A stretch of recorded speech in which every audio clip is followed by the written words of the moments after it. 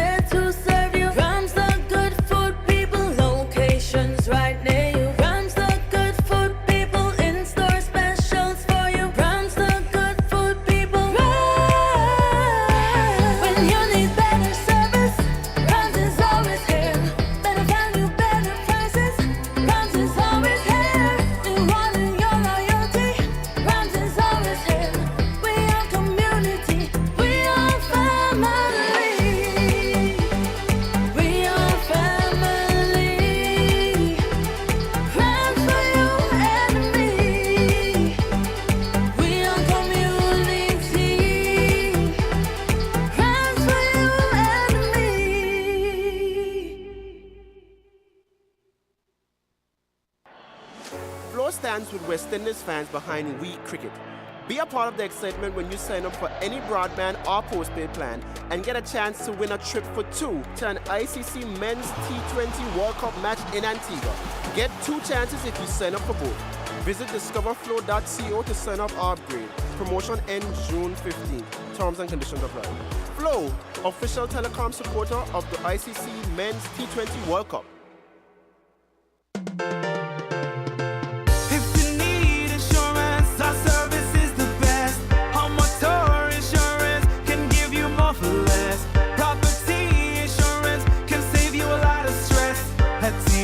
Insurance Company Limited.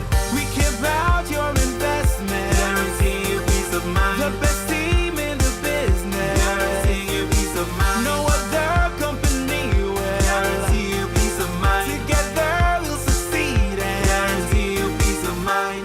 CDC Insurance Company Limited, where you get more coverage for less. Where you have an opportunity to suggest solutions to problems. Fergie, this is the big one with a message for the nation. Of all the many calling programs in my country, if you want to talk popularity, it's 98.9 Win FM. Voices with Mr. Paul Ferguson. Calling on any topic you choose. He invites you to express your views, but you're not to call people's names to slander or defame. But here's where the thing get controversial. Try telling him things really crucial. Even though you are armed with the fact, he tell you plain that he can't substantiate that. At our state-of-the-art health center, there was no backup generator, and so due to a power failure, a baby died in the incubator. Same time doctors in the theater performing a real delicate procedure. But before the caller could explain further, in jumps the moderator and he said, I can't substantiate that. I really can't substantiate that. Does it really mean it is not a fact? All because Fergie can't substantiate. Come again, I can't substantiate that. I really can't substantiate that. Does it mean it is not a fact? All because Fergie can't substantiate that. Play the song. I can substantiate that it's the most beautiful, wonderful day within the Federation of St. Christopher Nevis. It's the 7th day of June, some 6 days past the official start of the Atlantic hurricane season. And with us, hold a second. I'm where you want to live on radio. Give me a second to call it back, okay? All right. Within the studios with us, we have, well, first I'm going to ask the young lady, do you recognize the song? What? It was before you were born. A long time ago, okay? Yeah, back in the day. I mean, like, you know. She might have been a baby. Yes, right. Back in the day when it was cost, you could make pen. Yeah, okay. You want to get the microphone closer to you? Same to the lady. Closer still. Right, so you can resonate better. Right. Hey, Bag of Sugar, good morning. How are you doing up there? Sister Stephen Henry, Mr. Valmonish. Culture. Want you to stick by because I know you'll have a contribution to make. We have in the studios with us the good folks from NEMA, and they're here to share some very vital information for all the people who boast that we are blessed and hurricanes don't affect us. We have with us, of course, Mr. Samuel, and he has a young lady with him. He's going to introduce her. And we asking the public to please hold your calls and your comments until the presentations are made, and then we weigh in. Say good morning to Brenda O'Neill out there also. We'll weigh in on the topic. Mr. Samuel, once again, welcome to the studios of WINNFM. Of course, you're no stranger here. I don't know if young lady, is it the first time here, young lady? Yes, sir. It won't be the last. You're in great company. And you're doing a valuable service to the Federation. So the microphones are yours, Yes. Mr. Samuel. I will King You Socrates, defer? thank you I'll defer to the young lady. Okay. Okay, hi, good morning. I'm Vincia Benjamin from the Met Services, and we're here to spread awareness to the public for the upcoming hurricane season.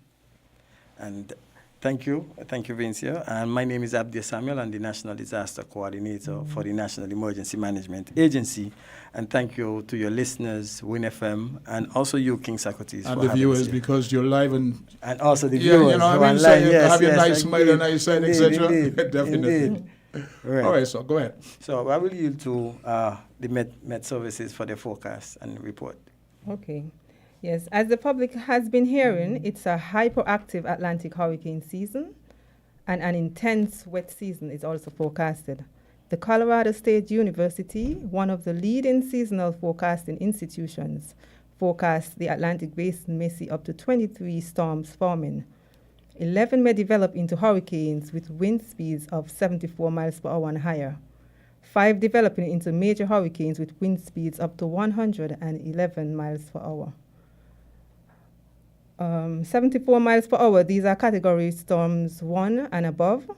Categories 3 and above are 111 miles per hour. These are very devastating storms which can bring damage to most persons' houses. We can also see intense flooding, catastrophic landslides, and storm surge. One of the reasons for this intense season, the La Nina conditions, it reduces wind shears across the region. We also see record warm tropical Atlantic temperatures, and we are also seeing records breaking currently. So we want persons to prepare also for the heat, stay hydrated, and dress appropriately.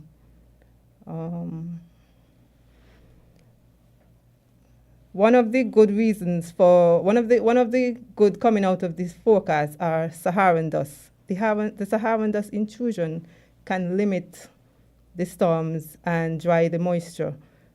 However, this is only for the first half of the season. The latter part of the season can be very intense because the Saharan dust tends to subside.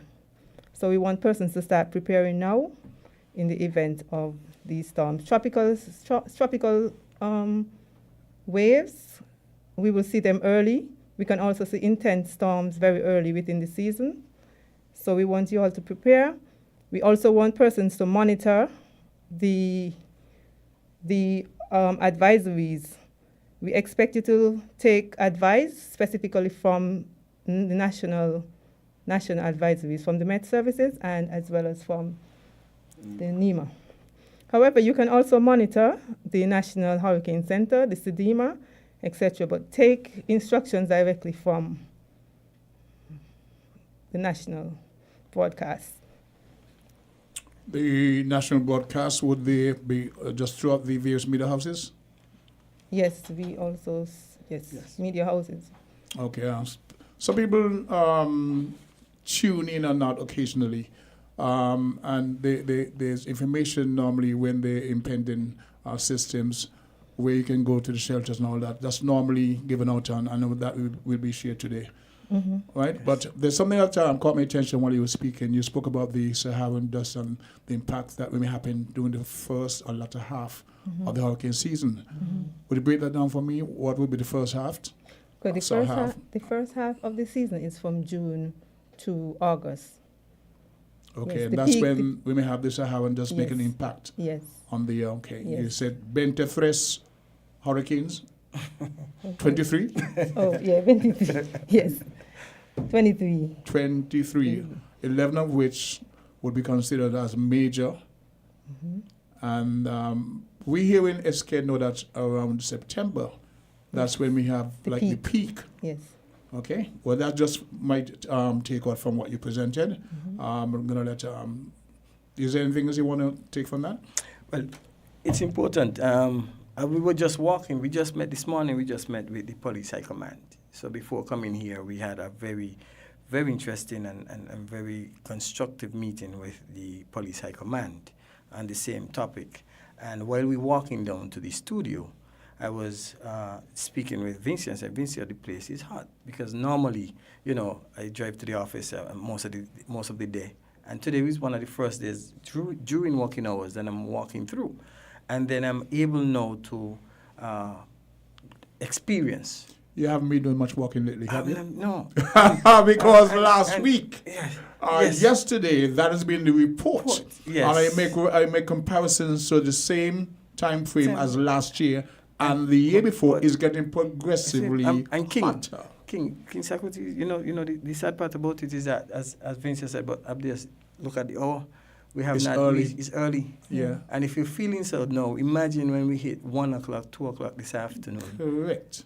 The I was here on, was it Wednesday? And I was asking people who have elders in the family, the shut-ins especially, to ensure that they're hydrated. Yes. We have to go and get an extra fan for them because many of us live in the concrete houses. Yes. That heat from the sun is absorbed in the walls throughout the day. Yeah.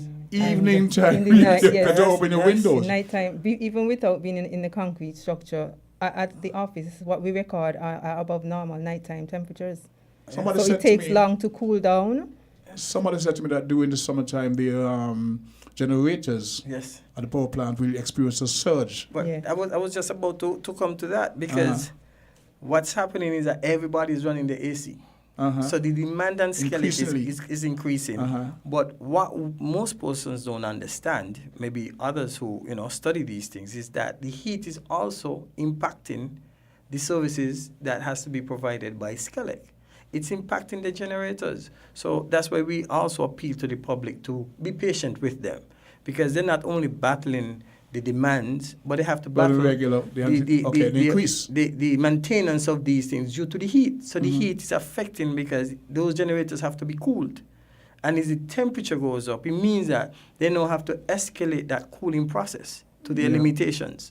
So the heat is not only affecting the human aspect of it, it's also affecting some of these utility companies, it's affecting the infrastructural aspect of it, it's affecting our environmental issues. That's the serious thing about climate change and global warming. One of the things that we are probably aware of, if we're able to go to, say, a JNF to visit a friend, we see the windows open and the fans kicking in and stuff like that. So it's really a major and increasing problem across the spectrum. Yes. But then in terms of the hurricanes, because I'm making a joke of it, when they're doing the impact in the region and whenever we're spared, has been in case over the past few years, we both said we are blessed. We are blessed. So we are blessed. We need. But then while the blessings is there, we must exercise wisdom.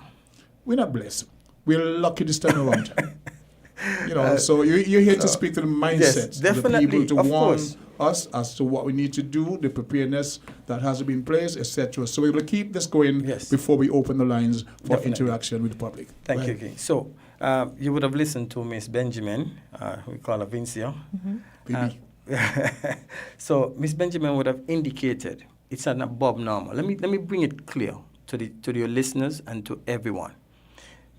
It's 23, and this is being forecasted by every single scientist that deals with climate and environment and atmospheric situations. It means that, well, let me bring it to the average. The average is about 12 to 14 Annually. annually. It's almost doubled. It's doubled, And some Kings- forecasters are suggesting higher. higher. And this is early in the season. So as the season progresses, there's the potential that it can increase, Increase, yeah. or also decrease. Yes? But it is the intensity of the forecast.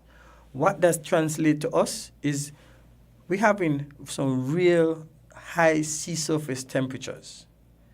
The thing about it is that the sea surface temperatures, they are also being experienced deeper in the ocean. So that means that our ocean waters are extremely warm. Affecting marine life. It affects the marine life, and then it provides the environment that is conducive for storm development and support. It fuels the storm. And the forecasts are not showing that the sea levels are going to decrease in temperature anytime soon.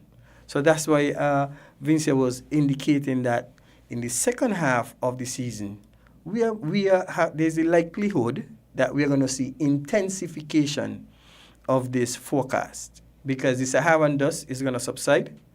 The Saharan dust sometimes in itself goes more down to the north. To the south. To the south. Like recently, persons were calling me about the Saharan dust. So I said to them that the concentration levels for the northeast are significantly low compared to the concentration levels down in the south. So that's why some persons may experience and others may not experience, because the concentration levels are not that high for us to issue any advisories. Now, when the concentrations, which is the parts per million, reaches that threshold, then we look at issuing the advisory. You have models to You have the reference. models, yes. The models, I will reference that, the Met Office monitors, and then the advisors accordingly. We also have regional bodies that do the same. From where you sit at this particular point in time, what are your primary concerns for the people of the Federation in terms of their mindset and where they need to be in terms of preparedness? King, very good question, King Socrates. We are not seeing from the agency the sense of urgency. What we are seeing is a high level of complacency. And the question is always being asked, well, Abdias, what do you want to see? What we want to see is more activities from the public in terms of preparing the household, checking the household, advising, looking at activities for the plans. We want to see the business community doing like what Skellig is doing. Excuse me. If you go to the office in Central Street, you will see that they have a whole display advising their customers as to some of the things that they can do, some of the things that they can prepare to have that emergency response go kit for survivability. I need to go there. Yeah. And what we want, King Socrates, is for all the business community to do that. No. Once we get that behavioral change, that people accept that we have a hyperactive season, that it's above normal, that we are experiencing high temperatures. I just gave you my experience Walking outside. down, yeah. Those are indicative factors that we are up for a challenging hurricane season. This is no longer that, yes, we are blessed. This is no longer that, divine We've been intervention. so lucky so far. We all of that, we want all the divine interventions, but we have to deal with the reality on the ground. And you hear my passion is because I don't want us to go into a phase of just being reactive as a small island state. We have to be proactive, and the proactiveness comes from the general public being prepared, the state being prepared to provide the response to the need of the affected when that happens. And in the meantime, we have this space. King Socrates, we had about 4 to 5 tropical storms already passing through the area. Region? As a matter of fact, right now, the Western Caribbean is going to be experiencing some weather systems. Jamaica, Turks and Caicos Islands, Cayman Islands, Dominican Republic, Haiti, because there's this system moving up, and we're going to see more. And that one is coming more from the Caribbean Sea, which is from from west to east. We normally see them moving from east to west. So you're going to see a lot of abnormalities when it comes to this season. We have to be prepared. I mean, for example, how difficult it is, King Socrates, for us to have a family plan. Sit down 5 minutes, just 5 minutes with the family around the table and say, listen, what are we going to do before the storms? What are we going to do during? What are we going to do after? Just a simple plan. Know where the critical facilities are. Hospitals, police stations, fire stations. Contact info. Contact information. Where will we go? Shelters. Where do we go? Where will the shelters be? Where do we take refuge? If you have special needs, whether it be dietary or medical, if you have vulnerable persons within your impediment, yeah. Of course, then, set your plans and don't wait for the last minute for this to happen. Yeah? Even do a little drill within the family. It doesn't have to be that you're running up and down, but rather, hey, what would you do if this happened? But that's when you take it seriously. That's when you take it seriously. The point you're making, and I agree with you, we do not take it as seriously. One of the things that I think we tend to overlook, one of the avenues that can be used, informing the family or the children. Yes. When children go home from school, and says, teacher, tell me this. Sometimes parents listen. Yes. But the kids are informed in the classroom. This should be part of a curriculum taught, maybe prior to the start of the season. Yes. So when we come close to the season, those kids are informed, and they go home and say, teacher say. Another medium of sharing the information. Yeah, so we have an education warning component of this. Our public awareness team, they carry out a number of these awareness activities. And most schools, they will call and ask for these type of discussions. Okay. So that does happen. So yes, Socrates, that is ongoing. The problem is the action, because you could hear something here and go through the next year. The problem is the action. We tone out certain things. I mean, I had the privilege of having an exchange in Japan, and it was amazing to me that the children from the kindergarten age, it seems as if from in the womb, the discipline that they have when it comes to disaster and being prepared, it's amazing. As a matter of fact, when we did the drill and evacuation drill with them, they led the adults, not the adults leading them. Yep. That's the discipline. So we need to have that disciplineship. That's my main goal. Because once the public prepares, the state will do its part. Because it's a joint partnership, right? For example, we have trees. We have to reduce the impact of these potential flying objects. It's important. These Clear flying your missiles. Yeah, clear your yards. Even simple things as your gutters, clear your drainage system. Make sure that all these systems are available. How often have we stop and look at our windows? Hey, if something coming, what are we going to do with our windows? Don't wait until the last minute to be running up and down. Have a plan. Hey, shutters, whether you're going to be wooden shutters, you're going to use metal shutters, it's important for you to indicate to your family, your business place as well, what are we going to do to protect ourselves? We just had this discussion with the police force, because, you see, we have critical infrastructures identified, and these critical infrastructures have to be protected. But we cannot have the police force everywhere. They too are human beings. They too have their families. They have their families. Okay. So then how do we take that personal and institutional responsibilities in terms of business to secure ourselves? Being part of the solution as being part of the addition problem. We're going to pause at this point in time to go downtown and give some credit to sponsors. And when we return, we open the lines to see if we get any contribution from the public, have a little interaction, etc. Yes. But I can see you, Miss Benjamin, in the school setting, informing the children. You're very personable. That's a very important component of information sharing. Downtown Jamster. A little bit. Okay, we are standing by to go to our sponsors. We have in the studio with us Mr. Abdul Samuel and Mr. Vincent Benjamin. They are from NEMA with some very critical information which they share with the public in anticipation of our preparedness for, well, not in anticipation, but trying to get us prepared, that mindset, as we approach the 2014 Atlantic hurricane season. We good to go? Okay. We're different. We're 98.9. 98.9. Win FM. Floor stands with West Indies fans behind We Cricket. Be a part of the excitement when you sign up for any broadband or postpaid plan and get a chance to win a trip for two to an ICC Men's T20 World Cup match in Antigua. Get 2 chances if you sign up for both. Visit discoverflow.co to sign up or upgrade. Promotion ends June 15th. Terms and conditions apply. Flow, official telecom supporter of the ICC Men's T20 World Cup. Shopping with TDC just got much easier. Here's how. Log on to shoptdcgroup.com. Shop at your convenience at any time, from anywhere, with your smartphone, tablet, or computer. With our safe and secure payment checkout, you choose the option to pick up in-store or have your goods delivered right to your door. It's that easy. Shop tdcgroup.com, your one-stop online store.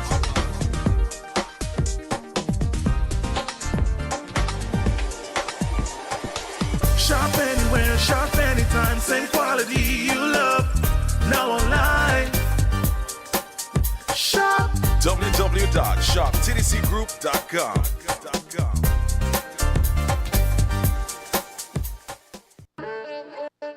Magnum, my brand. Everybody put your Magnum in the air now.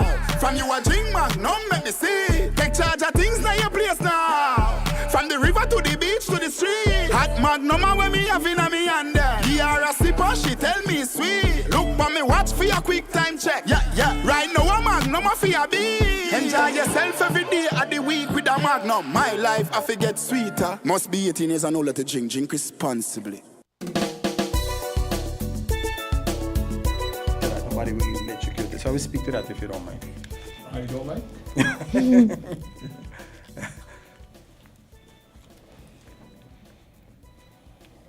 Oh, we're back. We're locked and loaded. And we're into the presentation today. We're speaking to Mr. Abdul Samuel, Mr. Vincent Griffin, the good folks from Vincia.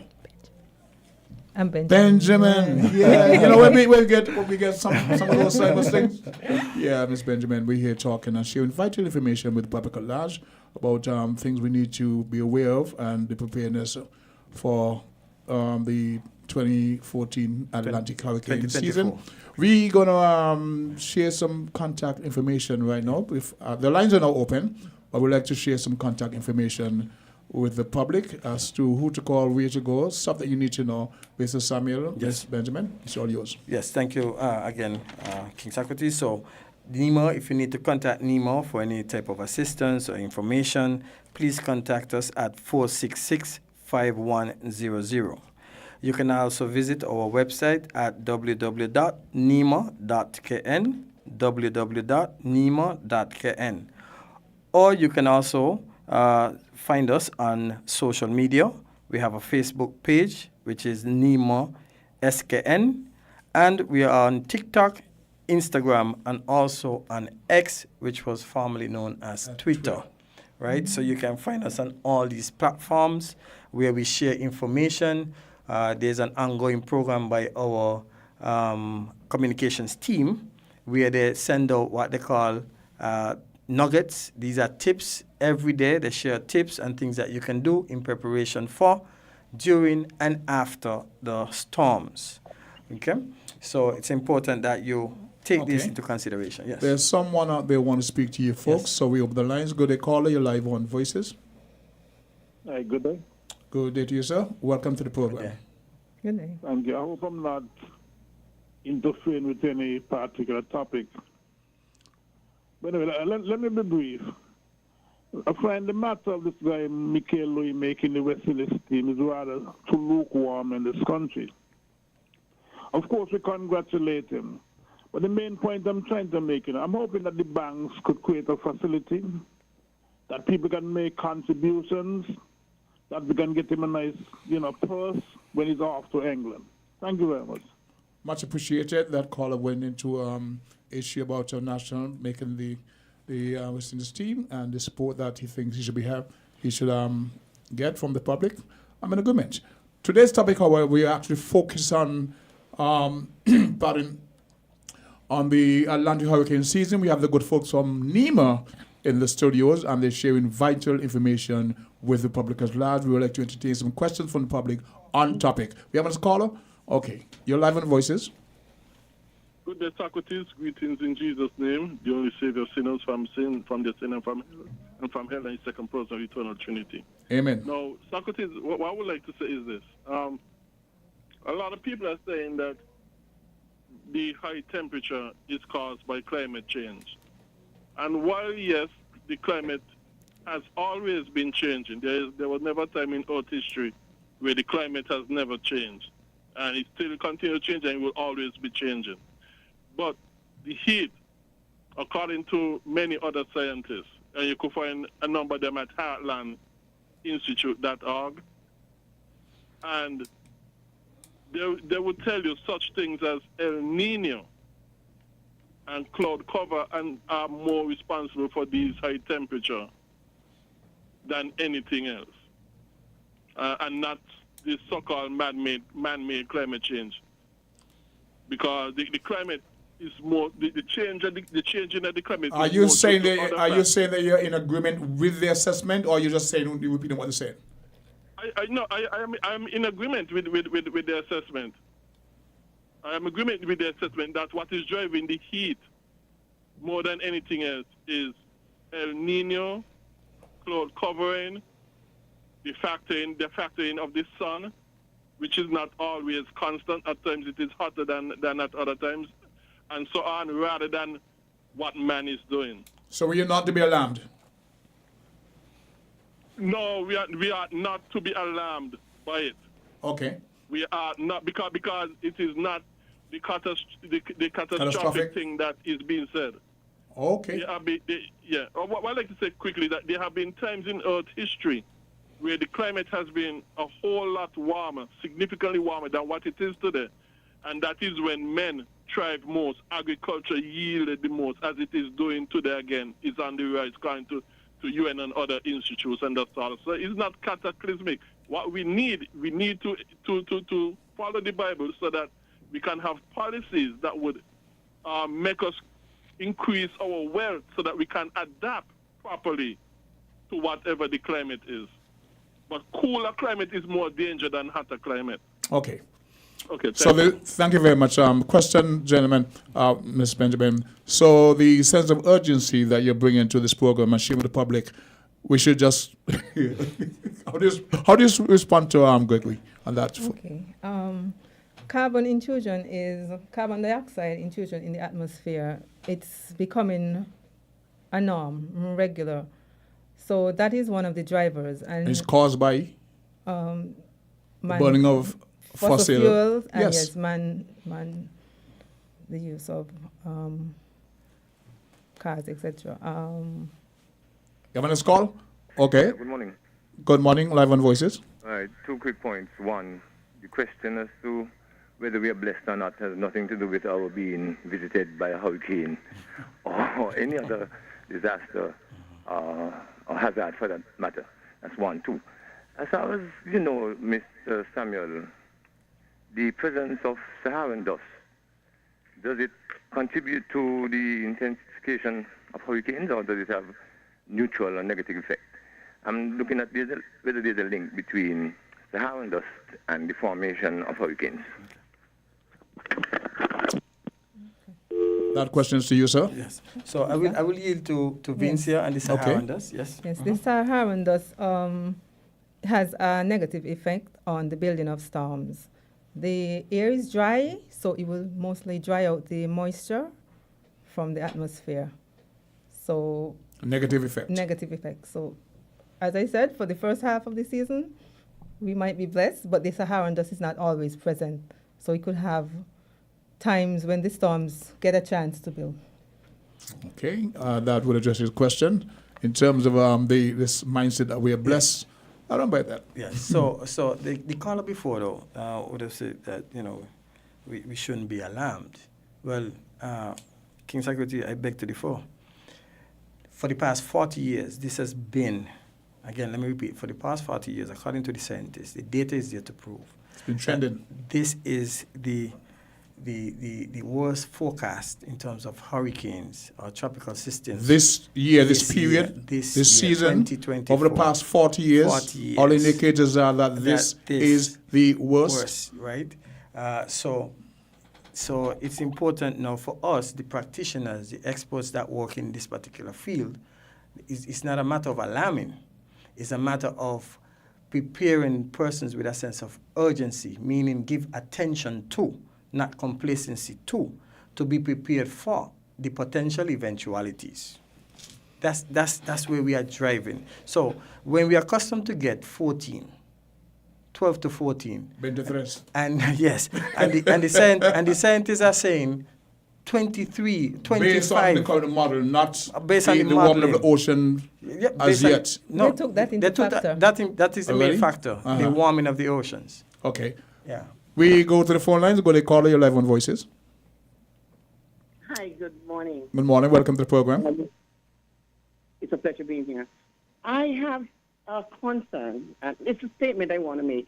What I recognize is that I always thought that saving lives was supposed to be the most important part when we have natural disasters. Priority. We know that hurricanes are imminent around this time of year. We know how dangerous, but we don't know how deadly they're going to be.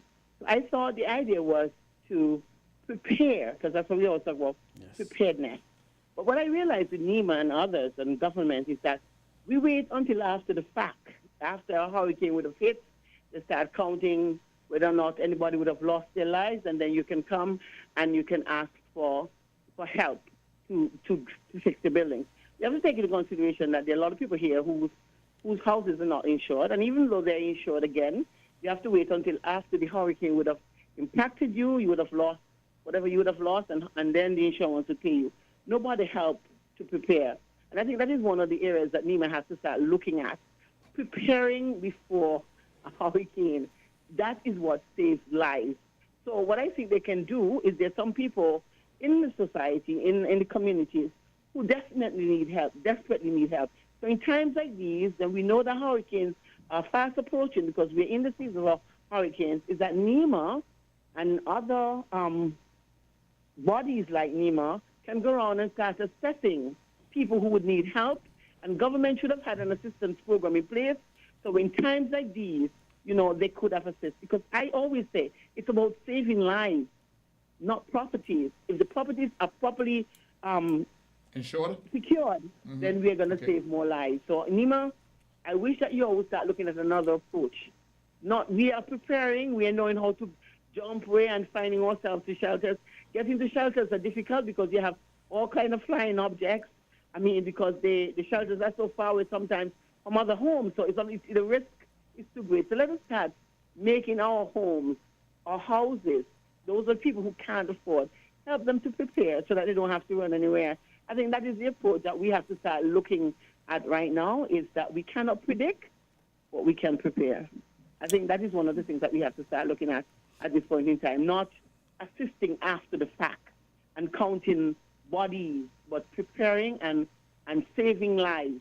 I think that is what is important. I think that is one of the ways that NEMA has to start looking at things.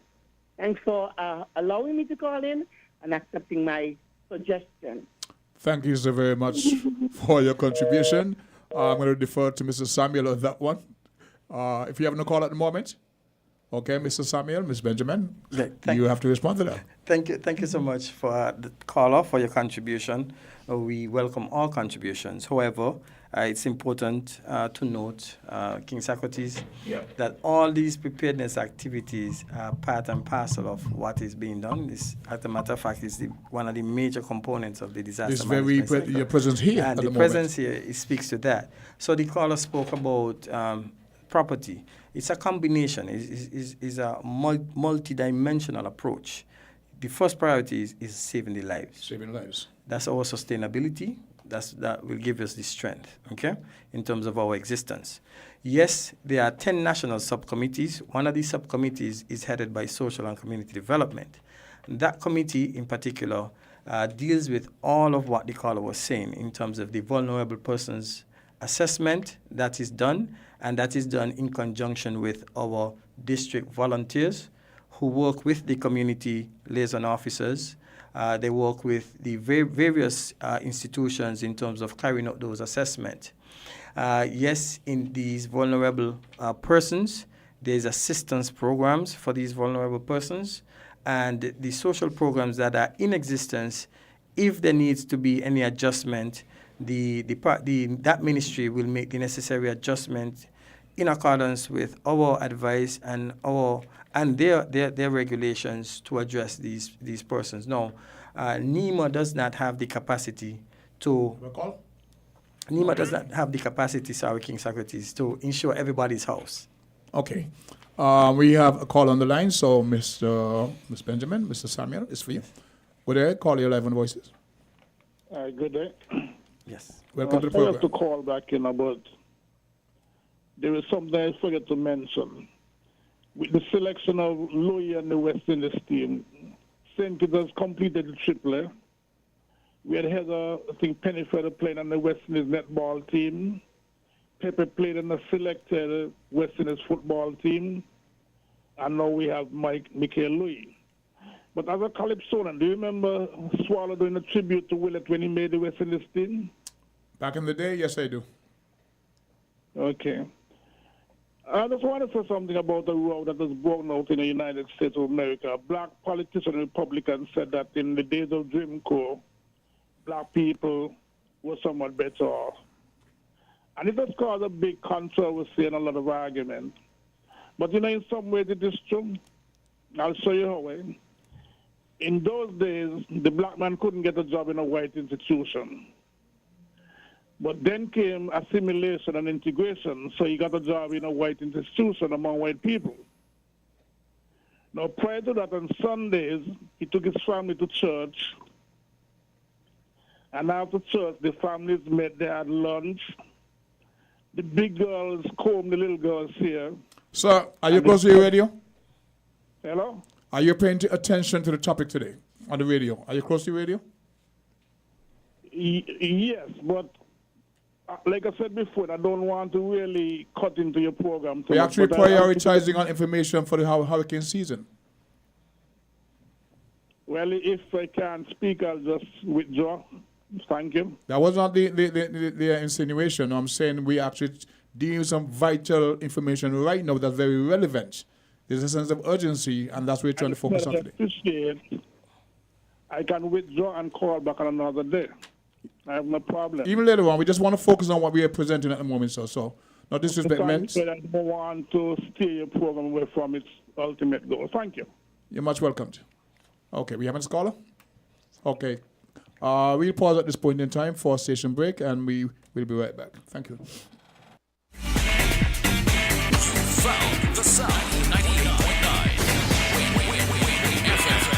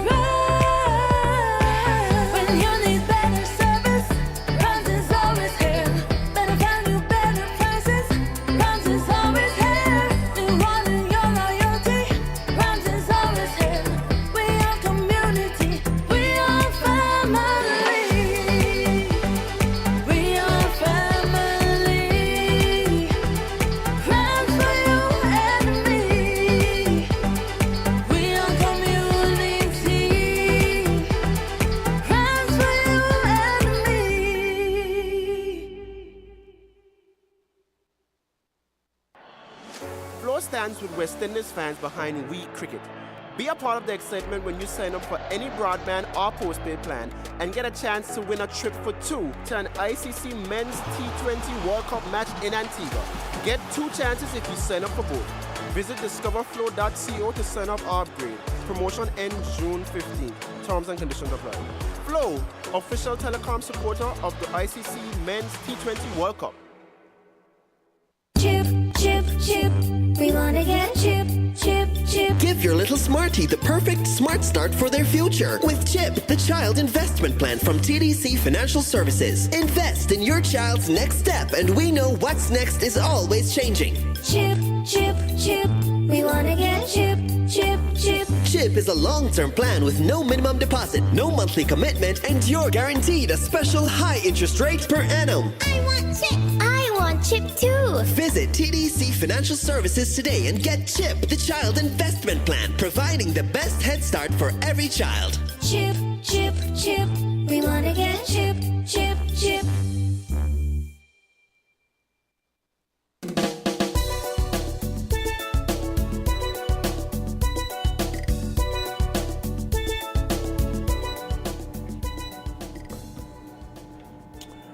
At 11:47, we're in the studios of WINNFM 98.9, and we are having a very detailed and very important and timely discussion on the 2014 Atlantic hurricane season.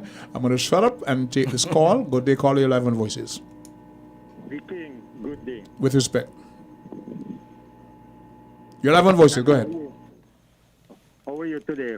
You have anybody in the studio? We have Mr. Abdia Samuel and Miss Vincia Benjamin. We're talking hurricane. Hurricane, okay. Hurricane season, preparedness. Yeah. There is an increase in the number of hurricanes approaching us, and they're trying to get people sensitized as to this. What they need to do, take this seriously. There's a sense of urgency, so that's what we're prioritizing right now. Oh,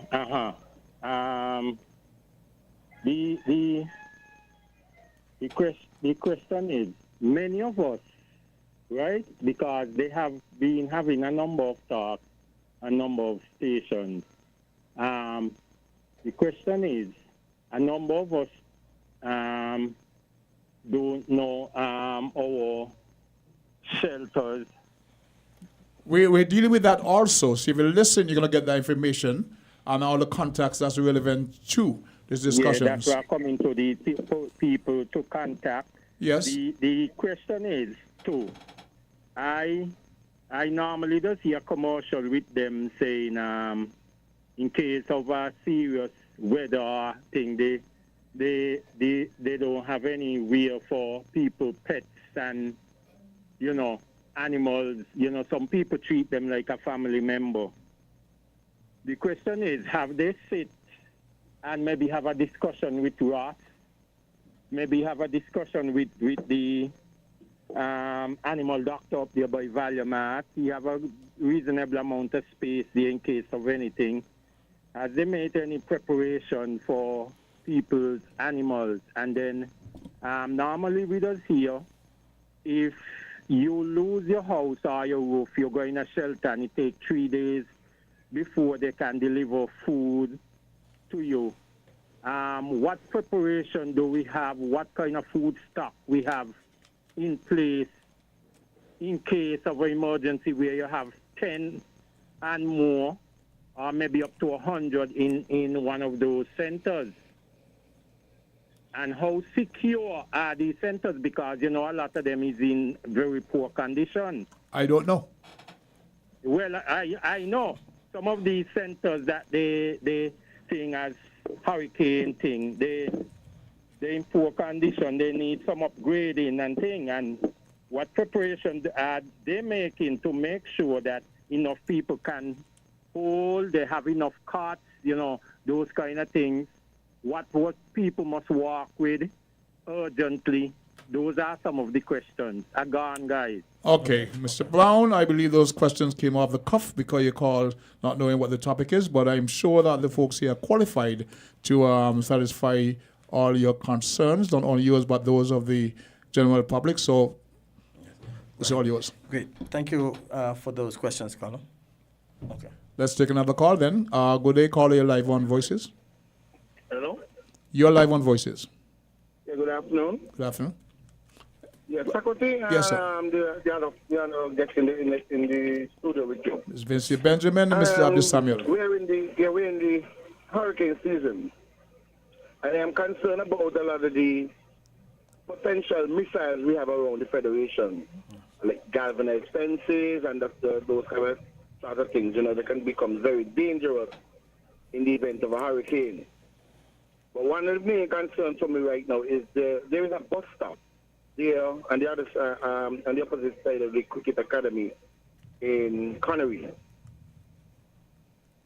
It is deteriorated, all the joints and everything. The frame of it is made from metal, and all the joints and everything in it, they're rotten out. And I observe the bus stop sometimes when you win a little high, it leans to the left, it leans back to the right. And at any time I think it could collapse. God forbid that it collapse when you have people under it there sitting in it waiting for to catch a bus. Yep. I don't know if somebody could look into it. I don't think we don't need to wait until a hurricane. Correct. For it to take it up and This is blast into vital somebody. information, and you're doing Yes, a great service with sharing this information to the folks who will be able to address it. Thank you, caller. Yes, all right, thank you. Yes. Okay. These are the calls you want. Yeah, definitely. And you can actually respond to this. Definitely. As a matter of fact, to the last caller, Mhm. I could assure him I've made my notes here to Public Works to have the damage assessment team take a look at that particular bus stop, do an assessment, and advise accordingly. And we will take the necessary measures to address that if needs be. There we go. At this point, we go to our sponsor. You have this caller. Can you tell me when then? So let's take this call. Have you minutes for this? Yes, sir. Yes, it's me again. Yep. I would like to just correct a little thing.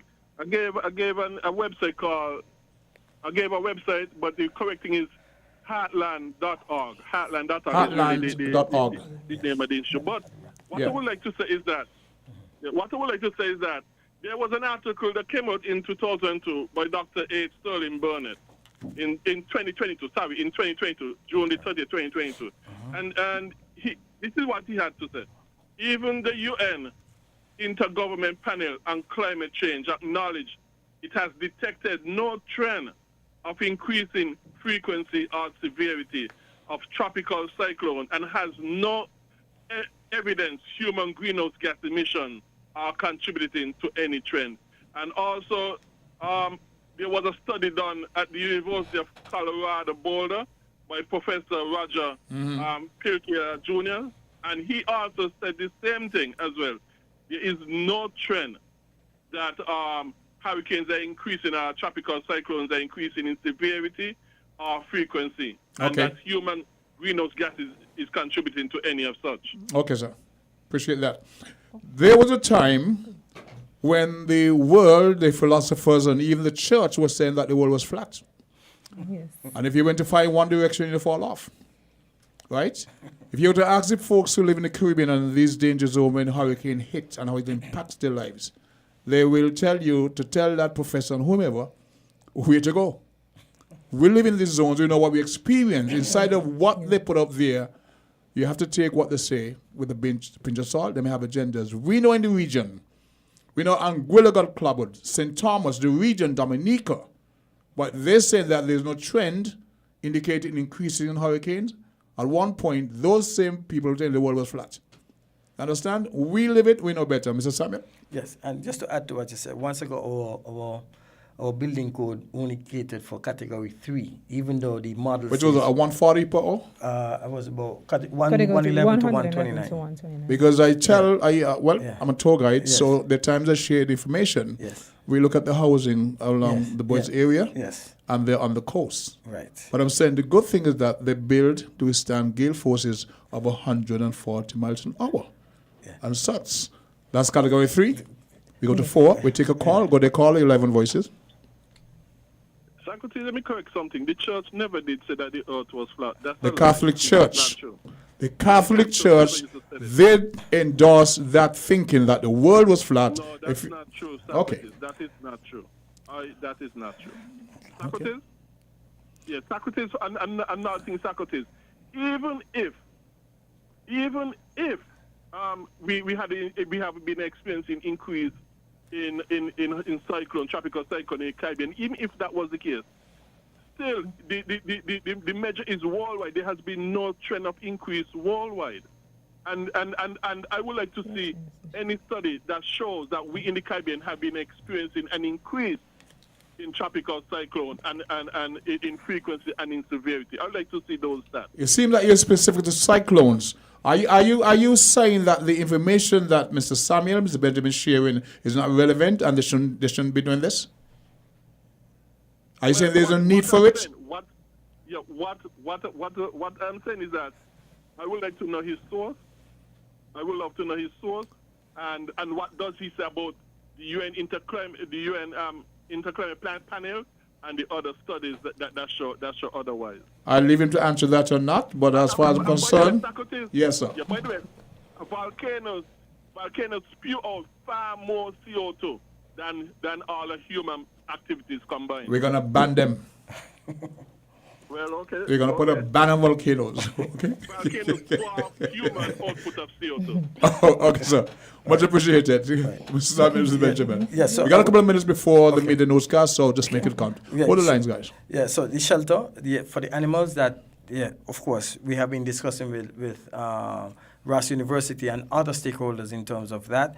We have also asked the pet owners, persons who are very passionate about the pets, that they too should consider doing the necessary preparations for the pets as well and the animals. Okay. In terms of the shelters themselves, we have what we call the Housing and Shelter subcommittee. That committee is made up of engineers and different professionals. And from February, they start assessing a number of things when it comes to shelters. There's a classification, there's a category that they have to follow, right, in terms to classify these shelters as habitable. So I'm confident that once this team complete their work, most of these shelters are appropriate for persons to be able to stay in them. That's that. Then there was something that I want to come back to, the preparedness activities. It's important for the public to understand that has been the core message, preparedness, because it mitigates. And if we mitigate, then we are reducing the impact of everything else, right? So I'm again emphasizing that has been NEMA's has been NEMA's core message, preparedness. We have a call on the line. Would they call you live on Voices? Could they call you live on Voices? Okay. I know Angola is not part of your jurisdiction in terms of NEMA. I have my daughter calling from Anguilla. We know they got clobbered a couple of occasions ago. What we have to say to folks in Anguilla who are listening? No, they're part of our Northeast, which is our sub-region.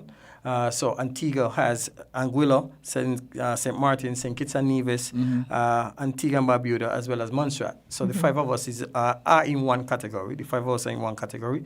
So we collaborate. We share information, as a matter of fact, on the British Virgin Islands. Yeah. Yesterday, the British Virgin Islands would have experienced significant flooding. I would have just received this morning a request from my colleague there for their Met Office and our Met Office to do some conversation, knowledge-based exchange, because they would have wanted some more information, and they saw that they had some challenges, so they were somewhat not alerted in the time frame that they wanted it. So we have that collaboration. So Anguilla, I'm satisfied that Ms. Hodge is doing a wonderful job.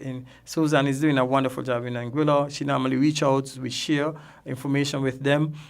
We are responsible for sharing resources with them if they are significantly impacted as well. And again, listen to the message that is being shared by the disaster office in Anguilla, our sub-regional focal point, which is Antigua and Barbuda, as well as Sidima. Secretary, just before we go, you want to say something? Oh. Okay. Quickly. Okay. Yeah. So again, let me just round up by saying to the general public, again, we are providing you with the information. We are bringing you a message of preparedness, and we want you to be able to respond and work with the authorities. The state is doing its best to prepare you for this abnormal hurricane season. Please do your research. You can follow the National Hurricane Center. There are many sources, but please be guided by the local agencies, because when we package the information, we package the information centric to St. Kitts and Nevis. Yeah.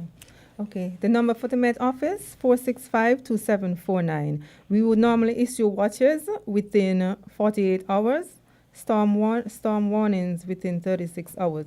So we need persons to be prepared at all times because these storms can deteriorate, even rain events can deteriorate in a very quick time. From Ms. Vincia Benjamin, Mr. Abdul Samuel, you're from Met Office, you're from NEMA, is that correct? Yes. Bringing some vital and very timely information as we ask you to be prepared, getting prepared for the 2024, sorry, keep saying 2014. A lot of hurricane season. And well, I'm glad that you're tuned and that you're also being able to take this information on board. We now have to pause for the midday WINNFM newscast. I hope you guys can stay on for next. You gotta run, right? Okay, very important people. Your time is important, but thank you for stopping by and sharing with us. We now pause for the WINNFM's midday newscast. You found the sound. 98.9 Win FM. We now bring you the headline news. The headline news is brought to you by Caribbean Alliance, The Grange, and Carib Brewery.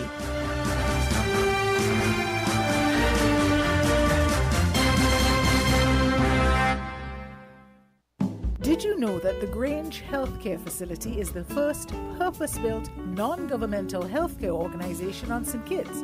It's situated at Otley's, 7 miles east of Basseterre in beautifully landscaped surroundings. The Grange has a team of highly trained professionals and provides care that's rated as being comparable with UK and North American standards. The Grange offers varied accommodations to suit your individual needs, and our all-inclusive packages make the cost of care per hour the most competitive on the island. Services include convalescent care for all ages, daycare facilities for older adults, rehabilitation services, and training and continuing education for healthcare providers. For more information, call 466-5525 or 465-8020. Fax 466-8221 or email thegrangehealth@gmail.com or visit our website at www.grangehealthcarefacility.com. When it comes to the important things in life, your health, your education, your choice of a life partner, and of course your insurance provider, only the best will do. Caribbean Alliance Insurance is the only insurance company in the Eastern Caribbean with an A excellent rating. We have a robust 3-tier reinsurance strategy that protects our policyholders from multiple catastrophes, even if they occur in quick succession. We spread our risks over 18 territories, ensuring minimal impact to individual territories when a disaster strikes. We provide an excellent claims experience. Claim settlement is usually between 24 to 48 hours. Our A excellent rating means that you are more secure with us. Contact us for motor, property, marine, public liability, employer's liability, and other policies. Dalil Walwyn, people you can trust. Local agent for Caribbean Alliance Insurance. Tomorrow secured. With over a century of perfection behind the Mackeson name, a smooth blend with perfect balance and richness. It's no wonder Mackeson Triple Stout has a legacy of perfection. Enjoy the world over. Introducing our new look with the same great taste. Mackeson. All hail the king. Please drink responsibly.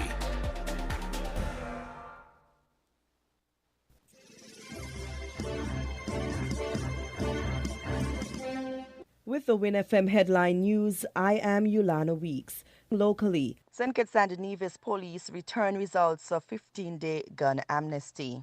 Lieutenant Norris Omar Fifield Jr. attends course in Taiwan, presents token to Taiwan's Chung Kwan Tien. More lands reassigned for establishment of St. Kitts Nevis Medical City. The details and more straight ahead.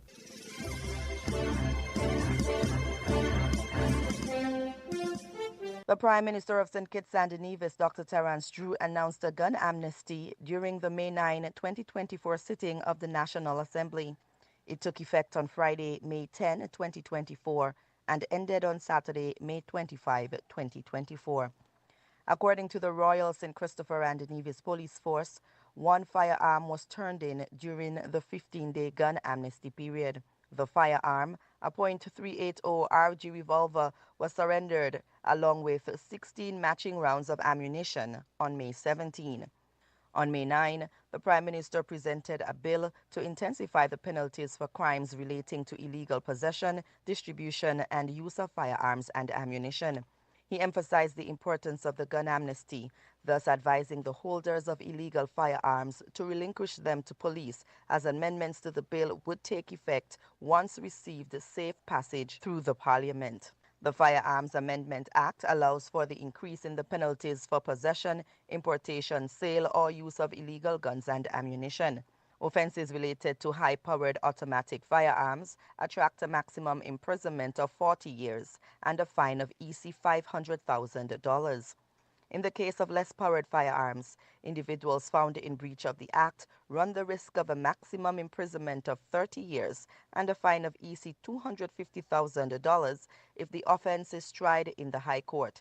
If the matter is tried in the Magistrates' Court, the maximum sentence is 15 years with a maximum fine of $100,000.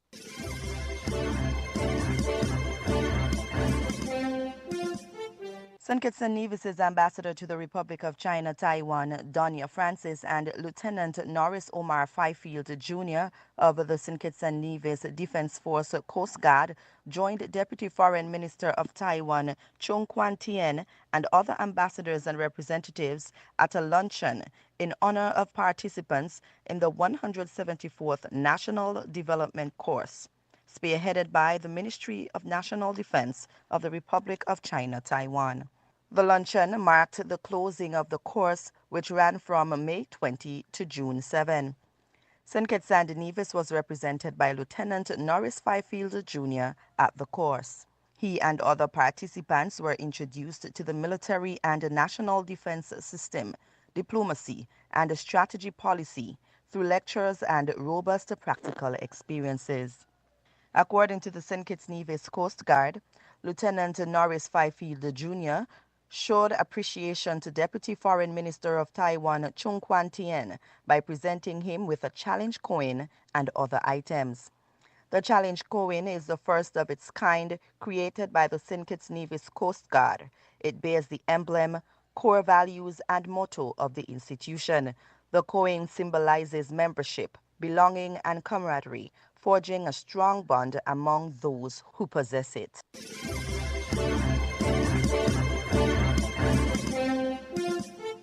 An additional 10 acres of land were acquired along Johnson Long Road, West Farm, St. Kitts, for what is envisioned to be the first medical city in the Federation.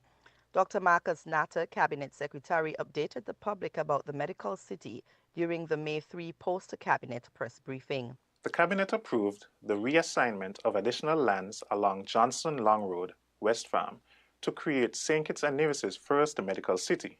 Initially, 7 acres were designated for the construction of the new, modern, climate-smart JNF General Hospital. However, with the vision of the Honorable Prime Minister and Minister of Health, Dr. Terence Drew, an additional 10 acres were allocated to realize the goal of expansive, climate-responsive, and modern healthcare services. Natter shared the potential benefits of the medical city once established. A medical city is a large-scale healthcare complex that integrates various medical facilities, research institutions, educational centers, and support services within a single coordinated environment. For a small island state like St. Kitts and Nevis, establishing a medical city is crucial as it enhances local healthcare capabilities, reduces the need for residents to seek medical treatment abroad, and attracts medical tourism, boosting the economy. Additionally, it can serve as a hub for medical research and education, fostering innovation and improving overall public health standards. This has been your post-cabinet briefing for June 3, 2024. Be sure to join us once more to receive further updates regarding the policies and initiatives aimed at propelling our wonderful nation forward. Thank you for tuning in. At the April 2024 round-the-table discussion with the press, Prime Minister Dr. Terence Drew said his government is very interested in health tourism and is looking towards executing that vision. this government is very interested in health tourism. We are now going into building a new hospital, which is going to break ground very, very soon, within the next 2 weeks. We are going to create a health city. The health city will be where Ross University is. Ross University Vet School, then there is UMHS, you'll have the hospital, you'll have a research center, and then we will also have private medical centers to complement what we are going to construct there. And that medical city, we want to become an area where health tourism can also be pursued. Center Statius and Guela and so forth, who can come into St. Kitts and be able to access some of those services. So you'll see that medical city being built in St. Kitts and Nevis, and it will start very soon. I'm talking about it will start in weeks. Meanwhile, Drew said a wide array of specialized care and research will be conducted at the medical city, specifically highlighting that the new Joseph and France General Hospital will become an accredited institution.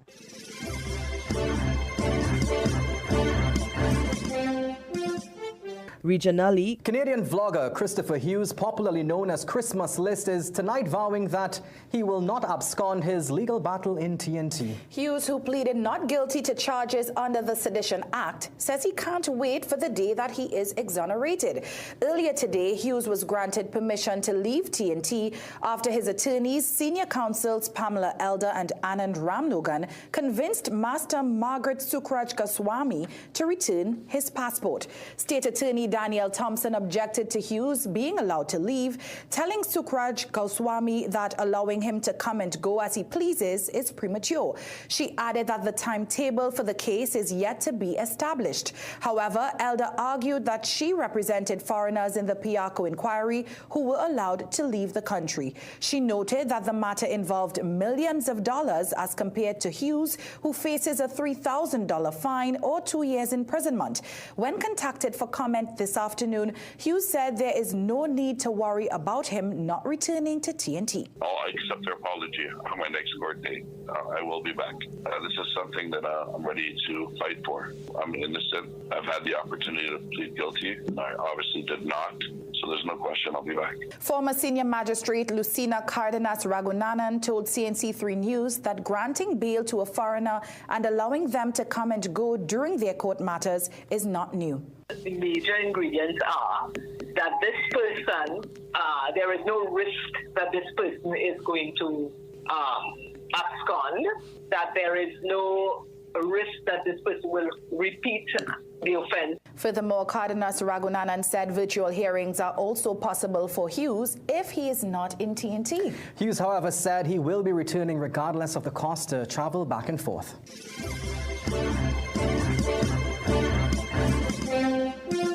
Officials in St. Lucia are focused on strengthening the nation's disaster recovery framework and emergency management plans. A national validation workshop was held to discuss these critical efforts. The Caribbean Disaster Management Agency is a critical partner.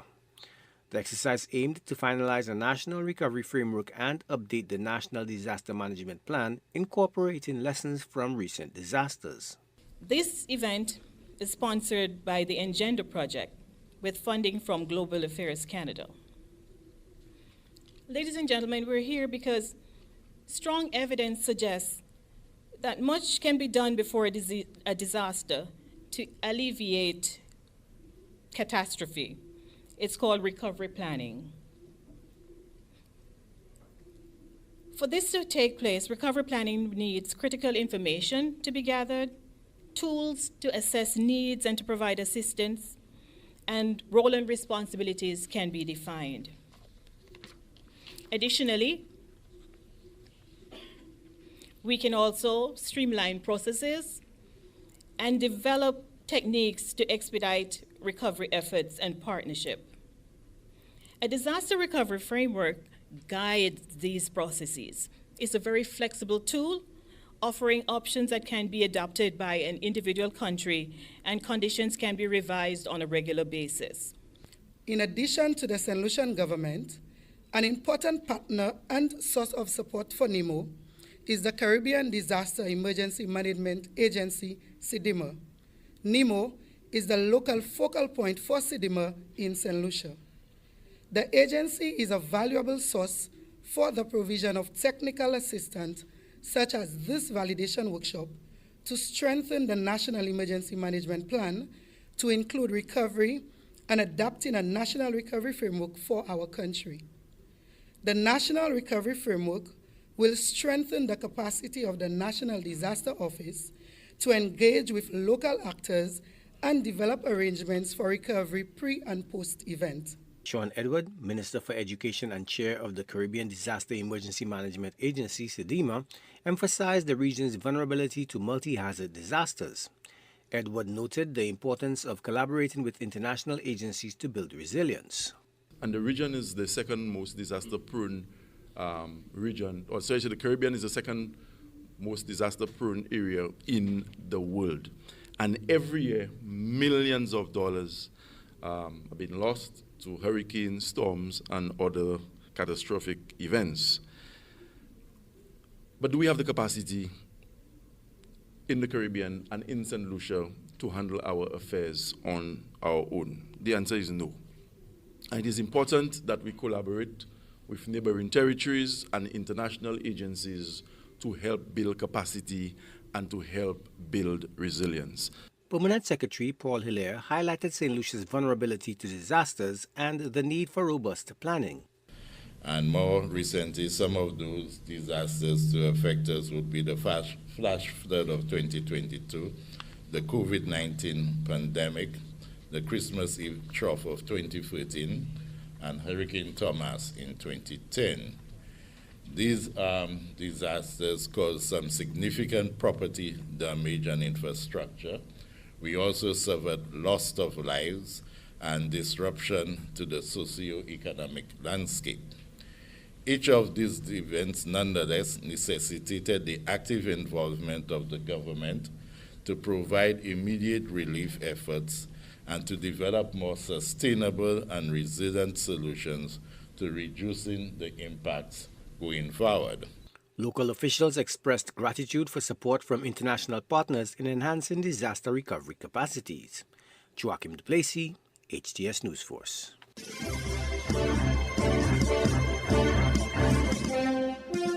Internationally, Russia is prepared to strike French troops in Ukraine if they are sent there to help train Ukrainian soldiers. Moscow has said that. It comes after a top Ukrainian military commander said that he had signed paperwork allowing French military instructors to visit training centers there. The news coincides with the US President Joe Biden lifting restrictions on Kyiv using its weapons inside Russia. The Kremlin said it would go to war with NATO if US weapons are used. OK, let's get more from our correspondent, Roman Goncharenko, who joins us now from Kharkiv in Ukraine. Roman, there's been heavy fighting there in Kharkiv in the last few weeks. Can you tell us, first of all, how things are looking there right now? Well, in Kharkiv region, there are two hotspots. One is fairly close to Kharkiv on the Russian border. It's called Liptsi. As far as we understand, there is fighting there, but the situation seems to be stable. The second hotspot is in the town of Vovchansk, which is also close to the Russian border, further east. And there the freeze fighting continues. The Ukrainian forces reported that they were able to regain a few streets, but still Russians hold about a third of that town, of Vovchansk. So the situation remains tense there. Here in the city of Kharkiv, which is the second largest city of Ukraine, it's been a little quieter in the past days, what we've heard from the locals.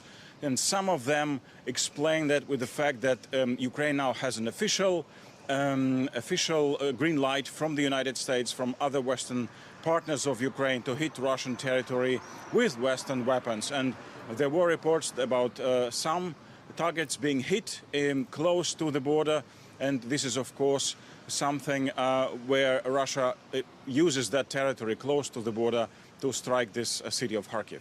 Mm-hmm. So just to be clear, has it been confirmed that Ukraine has used Western weapons to strike inside Russia? Is that clear? Well, as we speak, Ukraine has been has been keeping a very low profile on that. Just the same with Ukrainian weapons when Ukraine used its own weapons to strike Russia. So we now have only indirect confirmation through Western media, reported here by Ukrainian media, that at least one official said, yes, we did that, but the most Ukrainian officials are not commenting on that issue. Mm-hmm. As we've reported, the Russian Foreign Minister Sergei Lavrov has reiterated that if French soldiers were to be involved in Ukraine in training, that they would be a legitimate target for Russia. How seriously is that statement being taken in Kyiv? Well, it is being taken seriously. It's not only Lavrov who says that, who has been saying that, so they keep repeating that threat.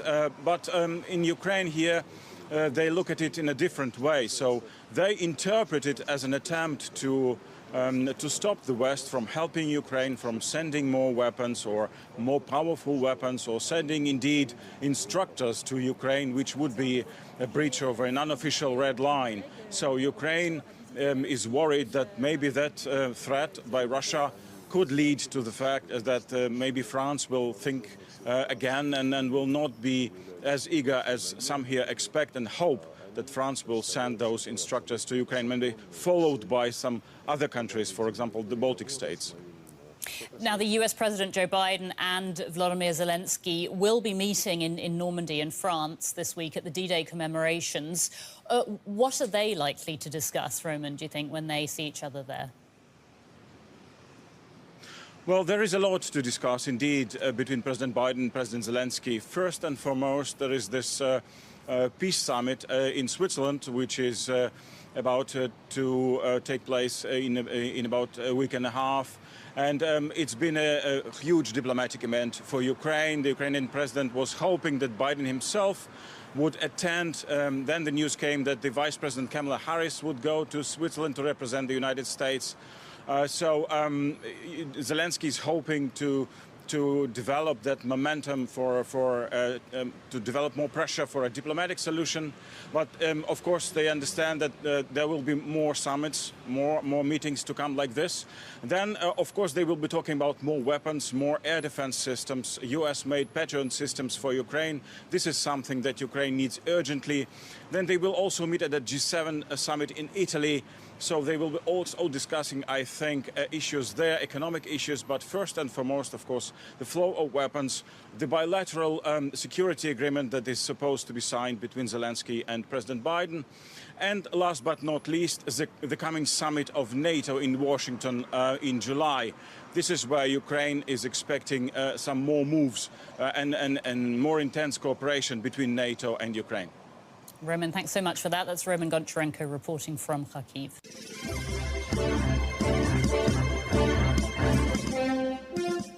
To Sudan now, where the conflict that began more than a year ago is escalating. At least 22 people were killed in fighting north of the capital Khartoum on Thursday. Pro-democracy activists say rapid support forces targeted a number of residential areas in Omdurman. Government forces say they've been attacking the paramilitary group's positions in Khartoum. Now, the army and the rapid support forces have been at war since last April. And the fighting near Sudan's capital comes just a day after the paramilitary group was accused of an attack that killed more than 100 people on Wednesday. Sudan's army chief has promised a harsh response. Now, a group of activists in Wad al-Noura village says the army did not respond to cries for help during the attack. Abdel Fattah al-Burhan visited the capital of Al Jazeera state, which has become the latest flashpoint in the nearly 14 months of fighting. Felix Nyawara has this update.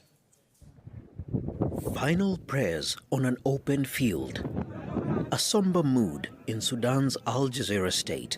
The people here prepare to lay to rest dozens of their fellow villagers. They say the dead were victims of an attack by the Rapid Support Forces, whose raids came in 2 waves of heavy artillery fire. An official says women, children, and the elderly were among those killed. Pictures from Wad al-Noura first emerged on social media, along with these ones showing a convoy of armed fighters. The RSF confirms operating in the area but claims it only targeted 3 army camps on the town's outskirts. But analysts say civilians are often caught in crossfire. The RSF is looking into areas in which there are some so-considered Islamists. They consider the whole village as a target. In the wake of attacks on Wad al-Nura, Sudan's army chief visited the survivors. While largely a welcome figure, some say the army failed to answer calls for help. Despite failing to contain the RSF, General Burhan remains defiant. We will continue this battle. We will not submit, nor will we retreat or surrender until they lay down their weapons. This battle will definitely end with the victory of the Sudanese people and the victory of the Sudanese armed forces. The UN says widespread fighting has exacerbated what it's called the world's worst internal displacement crisis. At least 7 million Sudanese people have fled their homes. The situation in Sudan is a catastrophe. The country is facing a hunger and malnutrition crisis. The World Food Programme is doing everything it can to scale its operation. We aim to reach up to 5 million people, but even that will not be enough. Amid calls for investigations into attacks in Al Jazeera, humanitarian agencies say shelling of residential areas, looting, and systematic obstruction of access to aid is accelerating the looming threat of famine, further compounding Sudan's multiple tragedies. Felix Nyawara, Al Jazeera. Marwa Gabriel is a physician and a human rights activist from Sudan. She explains why mediation efforts to bring an end to this conflict have been unsuccessful. There is an agreement, initial agreement in Jeddah. We're asking the RSF to leave people's houses so that this negotiation could continue. But the RSF up until now refused. So we still got RSF militias occupying people's houses, continue to attack civilians. And as you said, we saw this in Al Fashir now and many other villages. Al Fashir now is BC for many months. There is no access to humanitarian access, and there is a continuous heavy shelling of the civilians. And we're really concerned about imminent genocide. All this was discussed in the Jeddah Agreement back in May 2023. None of that was met by the RSF to leave the people's house and to make sure that there is access in an uninterrupted humanitarian access. But none of that was met by the RSF. So this is why the armed force or the government is refusing to go back unless all these conditions are met. This militia moves from one area to another with no control, where they continue to attack civilians, to loot, and to terrorize them. So I think when you've got a large number of militia that they are not in brief control, where different factions go into villages, it's very difficult, of course, to contain.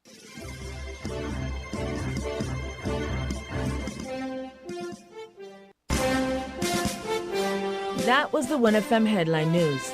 The Headline News was brought to you by Caribbean Alliance, The Grange, and Carib Brewery.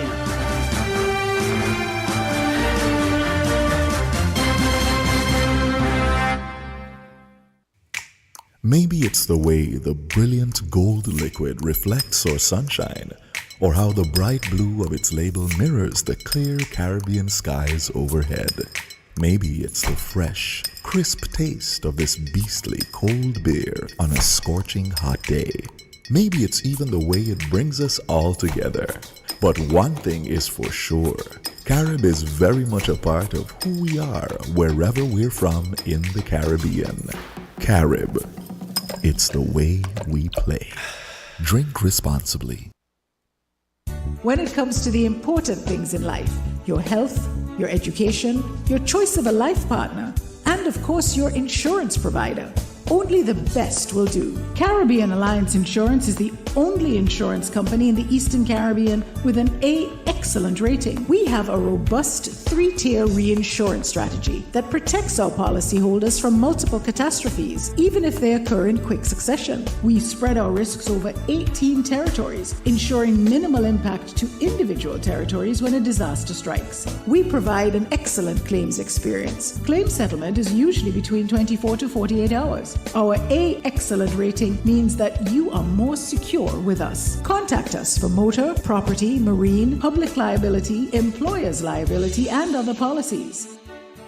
Dalil Walwyn, people you can trust. Local agent for Caribbean Alliance Insurance. Tomorrow secured. Did you know that the Grange Healthcare Facility is the first purpose-built, non-governmental healthcare organization on St. Kitts? It's situated at Otley's, 7 miles east of Basseterre in beautifully landscaped surroundings. The Grange has a team of highly trained professionals and provides care that's rated as being comparable with UK and North American standards. The Grange offers varied accommodations to suit your individual needs, and our all-inclusive packages make the cost of care per hour the most competitive on the island. Services include convalescent care for all ages, daycare facilities for older adults, rehabilitation services, and training and continuing education for healthcare providers. For more information, call 466-5525 or 465-8020. Fax 466-8221 or email thegrangehealth@gmail.com or visit our website at www.grangehealthcarefacility.com. WINN is 98.9. 98.9 is WIN FM. Hey, have you heard about the water shortage in our area? Yeah, it's pretty serious. I've been trying to conserve water as much as possible. Me too. I've started taking shorter showers and turning off the faucet when I brush my teeth. Look, that's great. Another way to save water is to fix any leaks in your house. Oh, I hadn't thought of that. How much water can a leak waste? A small leak can waste up to 20 gallons of water daily, which can really add up over time. Wow, that's a lot. And I have to check for any leaks in my house. But another good tip is to only run your dishwasher and washing machine when they're full to save water and energy. I'll keep that in mind. It's important that we all do our part to conserve water, especially during this shortage. Absolutely. Every drop counts. This message was brought to you by the St. Kitts Water Services Department. Learn more at water.gov.can. We're different. We're 98.9. 98.9 WIN FM.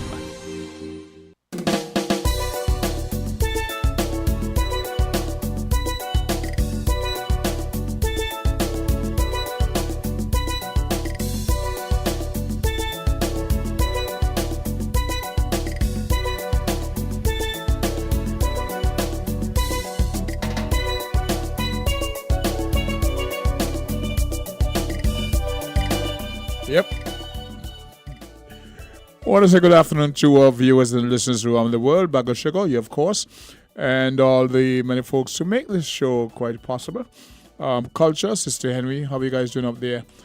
We had a very interesting program this morning where we hosted Mr. Abdul Samuel from NEMA and Ms. Vincia Benjamin from the Met Office, sharing information, vital information about the impending 2024 Atlantic hurricane season. We are on the 7th day of the month. The 1st of June every year is the start of the Atlantic hurricane season. And they were here to share information about what the season portends. They did mention there are 23 hurricanes that has been mentioned or identified. There are normally, based on what Mr. Samuel said, 14. 12 to 14, he said, to be precise. And now we are to expect some 23. They spoke about their increase in intensity. One of the things we agreed on that's happening currently now is the heat wave, if it could be described that way. But people on the ground are speaking about the increase in heat they experience daily. Around this time last year, we had a similar discussion the year before that. So it tells me that this is quite prevalent across the region. We spoke about those who live in wall houses or homes that retain the heat throughout the day, and in the night now you're left to boil unless you have a fan.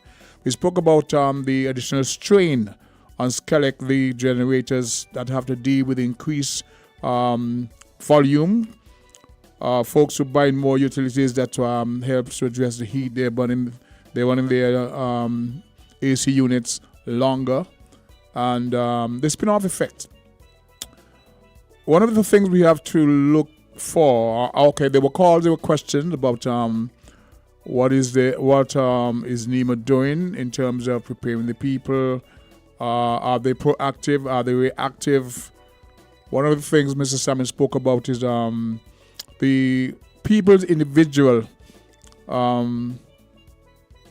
their individual responsibilities. I spoke about me having, what I observed there is a prior tree at almost the same height of the utility pole, what we call a lamp post, etc. And next to it, almost at the same height, is a sugar apple tree. And so the cable lines, the electricity lines are they're actually intertwining between the branches. Right? And I'm going to have to cut that myself. Okay? So let's take time out to give respect to our sponsors. One of your ads, and we'll come back and get into more of that discussion.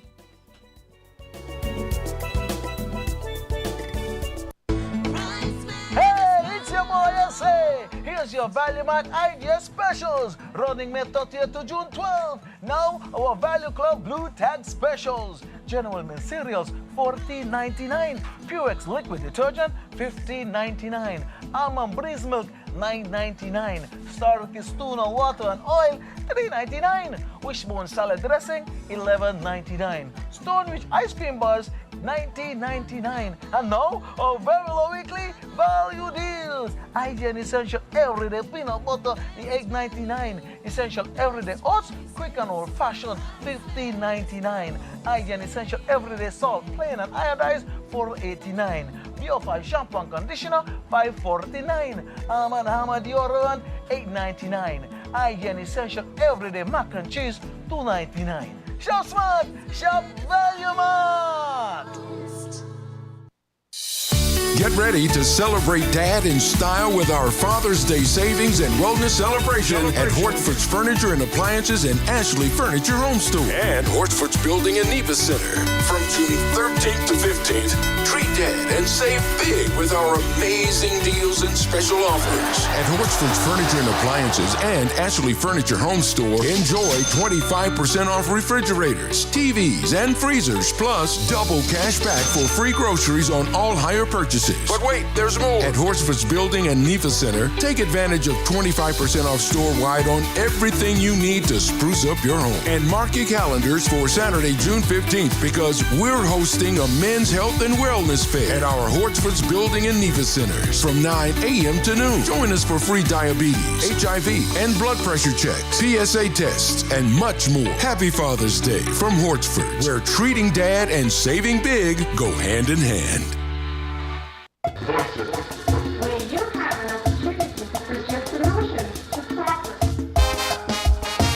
Funky. This is the big one with a message for the nation.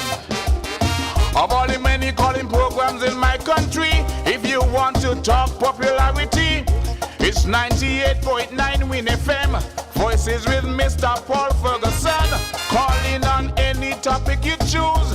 He invites you to express your views, but you're not to call people's names, to slander or defame. But here's where the thing get controversial. Try telling him things really crucial. Even though you are armed with the fact, he tell you plain that he can't substantiate that. At our state-of-the-art health center, there was no backup generator, and so due to a power failure, a baby died in the incubator.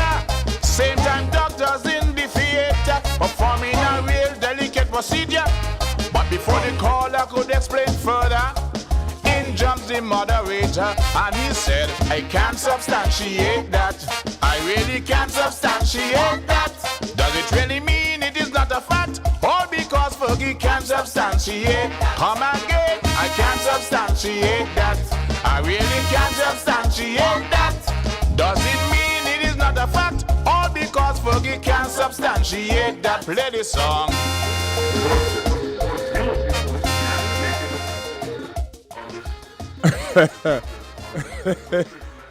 I can substantiate that song was a long time ago. So I don't know anything about what's happening now at JNF. But in the meantime, let's take this call. Caller, good day. You're the first for the second half of today's presentation of Voices. Socrates, good afternoon. I called him a couple of days ago. Welcome back. How are you doing, sir? Yeah, me hear you, and me trying to get you, but me couldn't get you. Let me say good afternoon to all of you. Beautiful. And did you big up Sharon for me?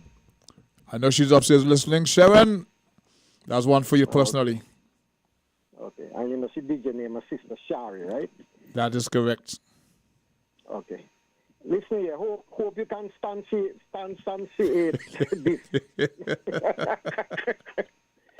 Let's hear you. I don't know if you come to Iron News, but it come to our news that the first casualty in Mexico with the WH1 bird flu.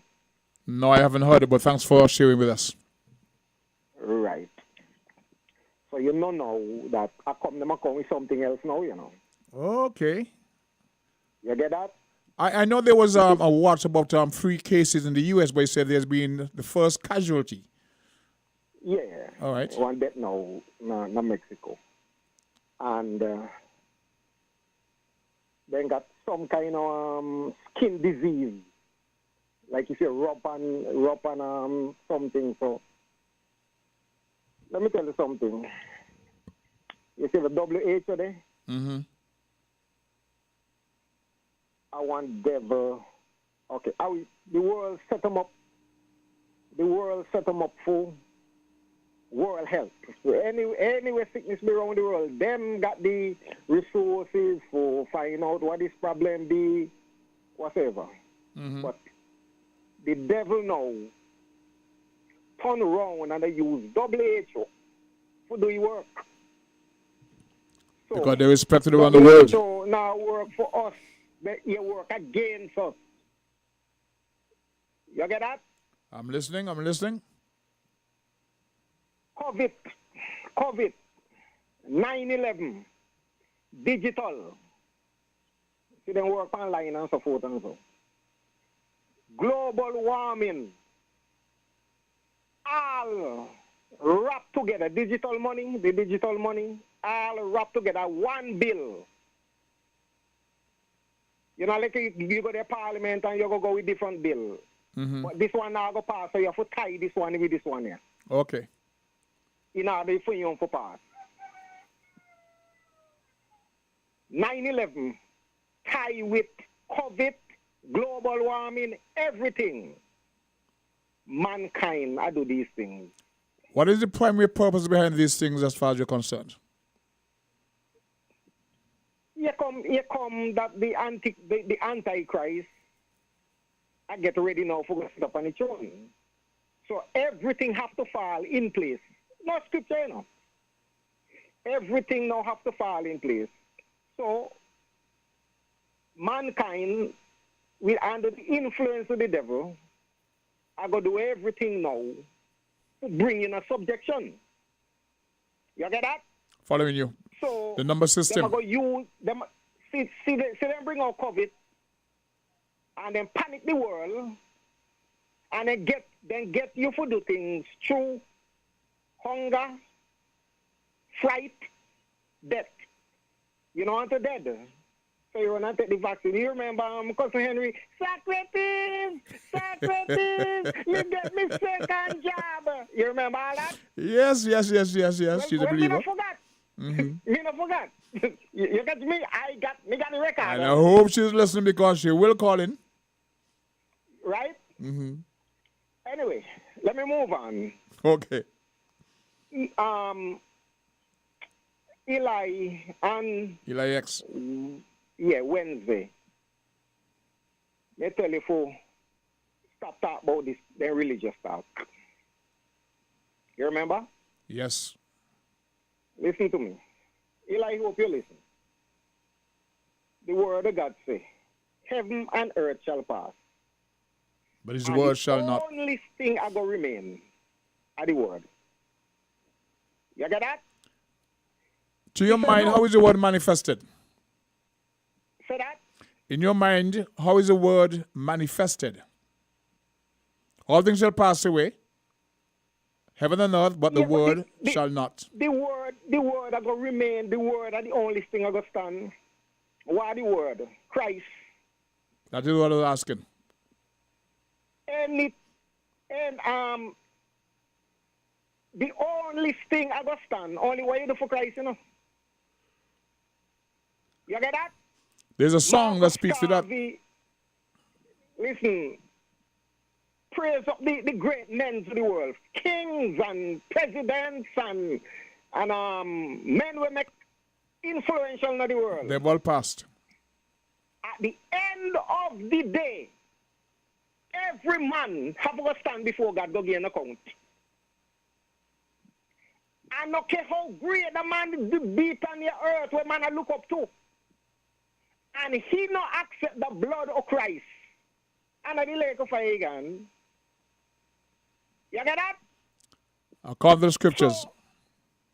So anytime this religious stop on Win FM, I close off, you know, I don't hear Win FM again. Well, it can't stop. We have you, we have Greg, we have his sister Henry, we have Elder X. Can't stop. And just notice, when something come up, conveniency, they use the church. Conveniency, christening the church. Something for blessing, calling the church. You know what I mean? You know what I mean? Mm-hmm.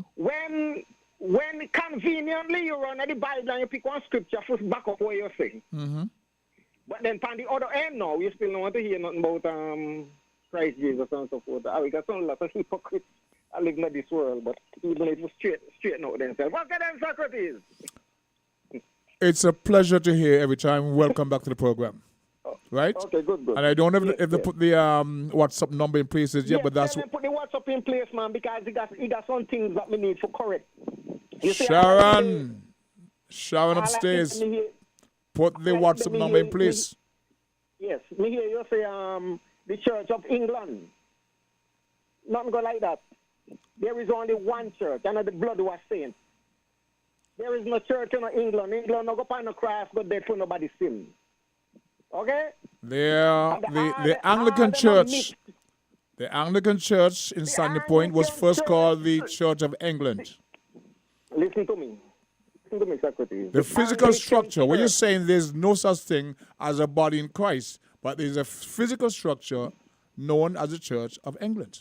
No, there's a physical structure where the denomination, they're the church. The church. Mm-hmm.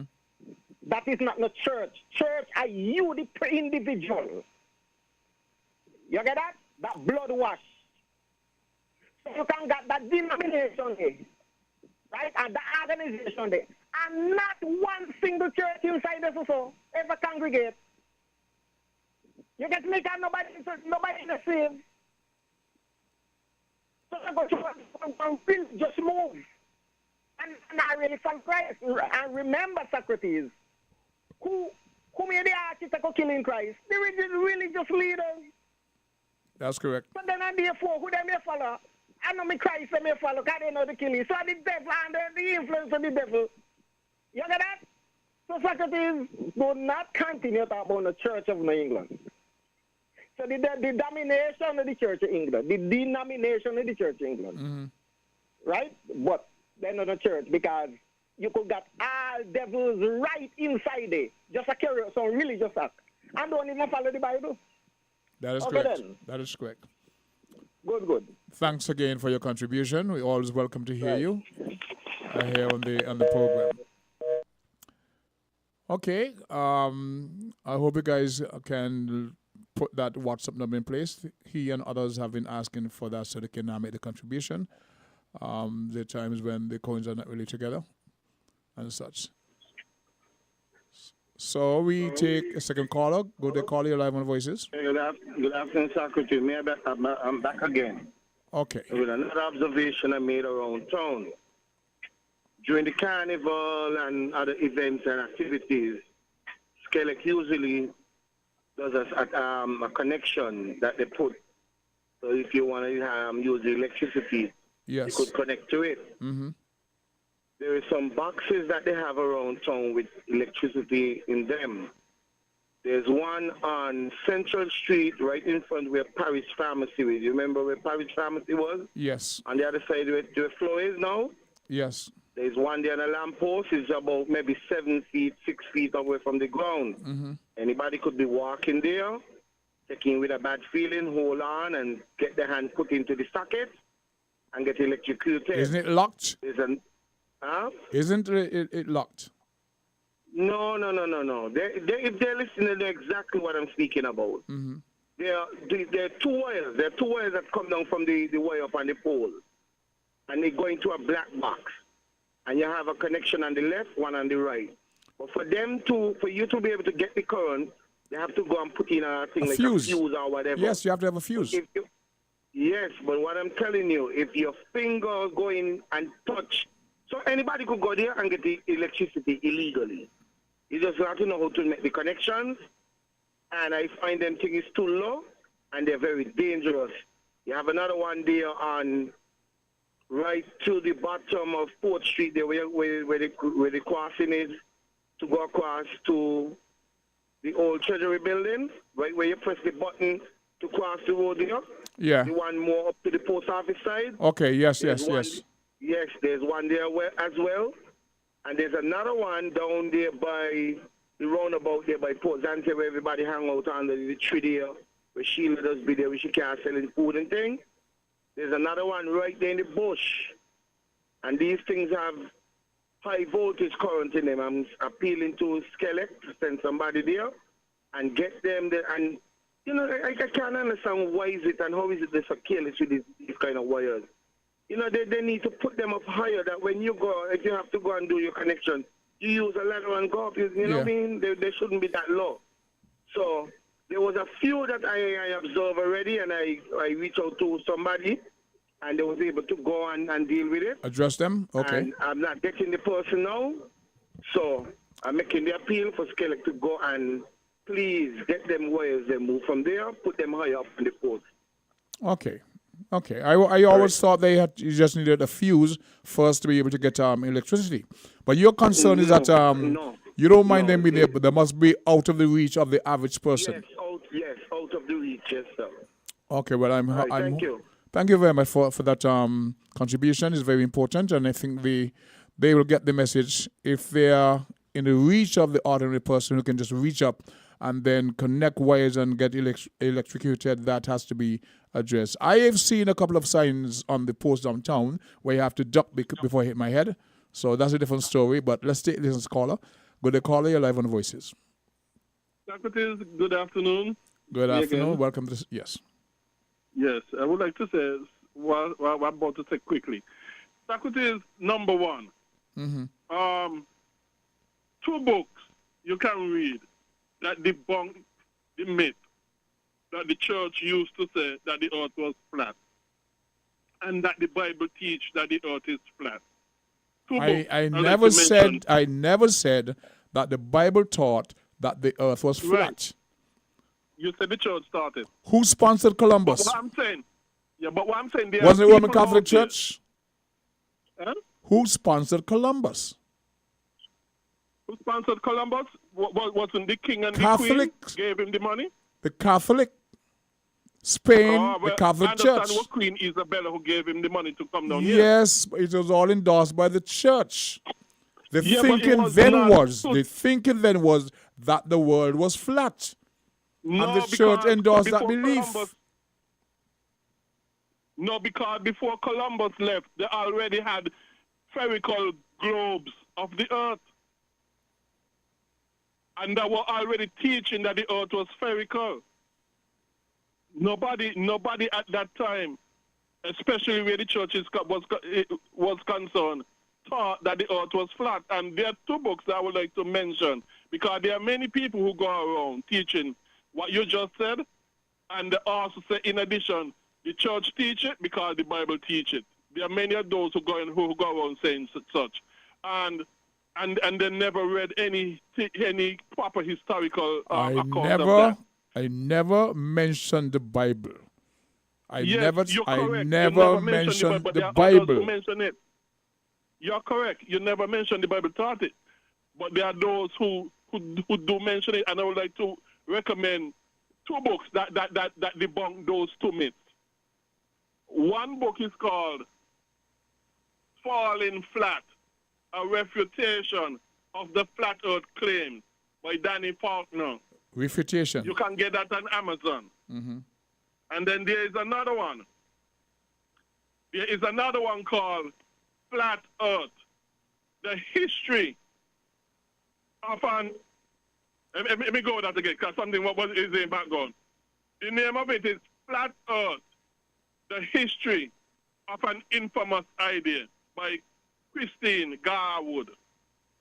These two books shows you, because many are saying it over the years, that the church and the Bible taught that the earth was flat. And these two books completely debunk those claims, those myths. Okay. What I would like to say quickly as well, and by the way, you can get them at Amazon. What I would like to say quickly as well, this morning on Island Tea, Culture called in and said some stuff, and I think it needs clearing up.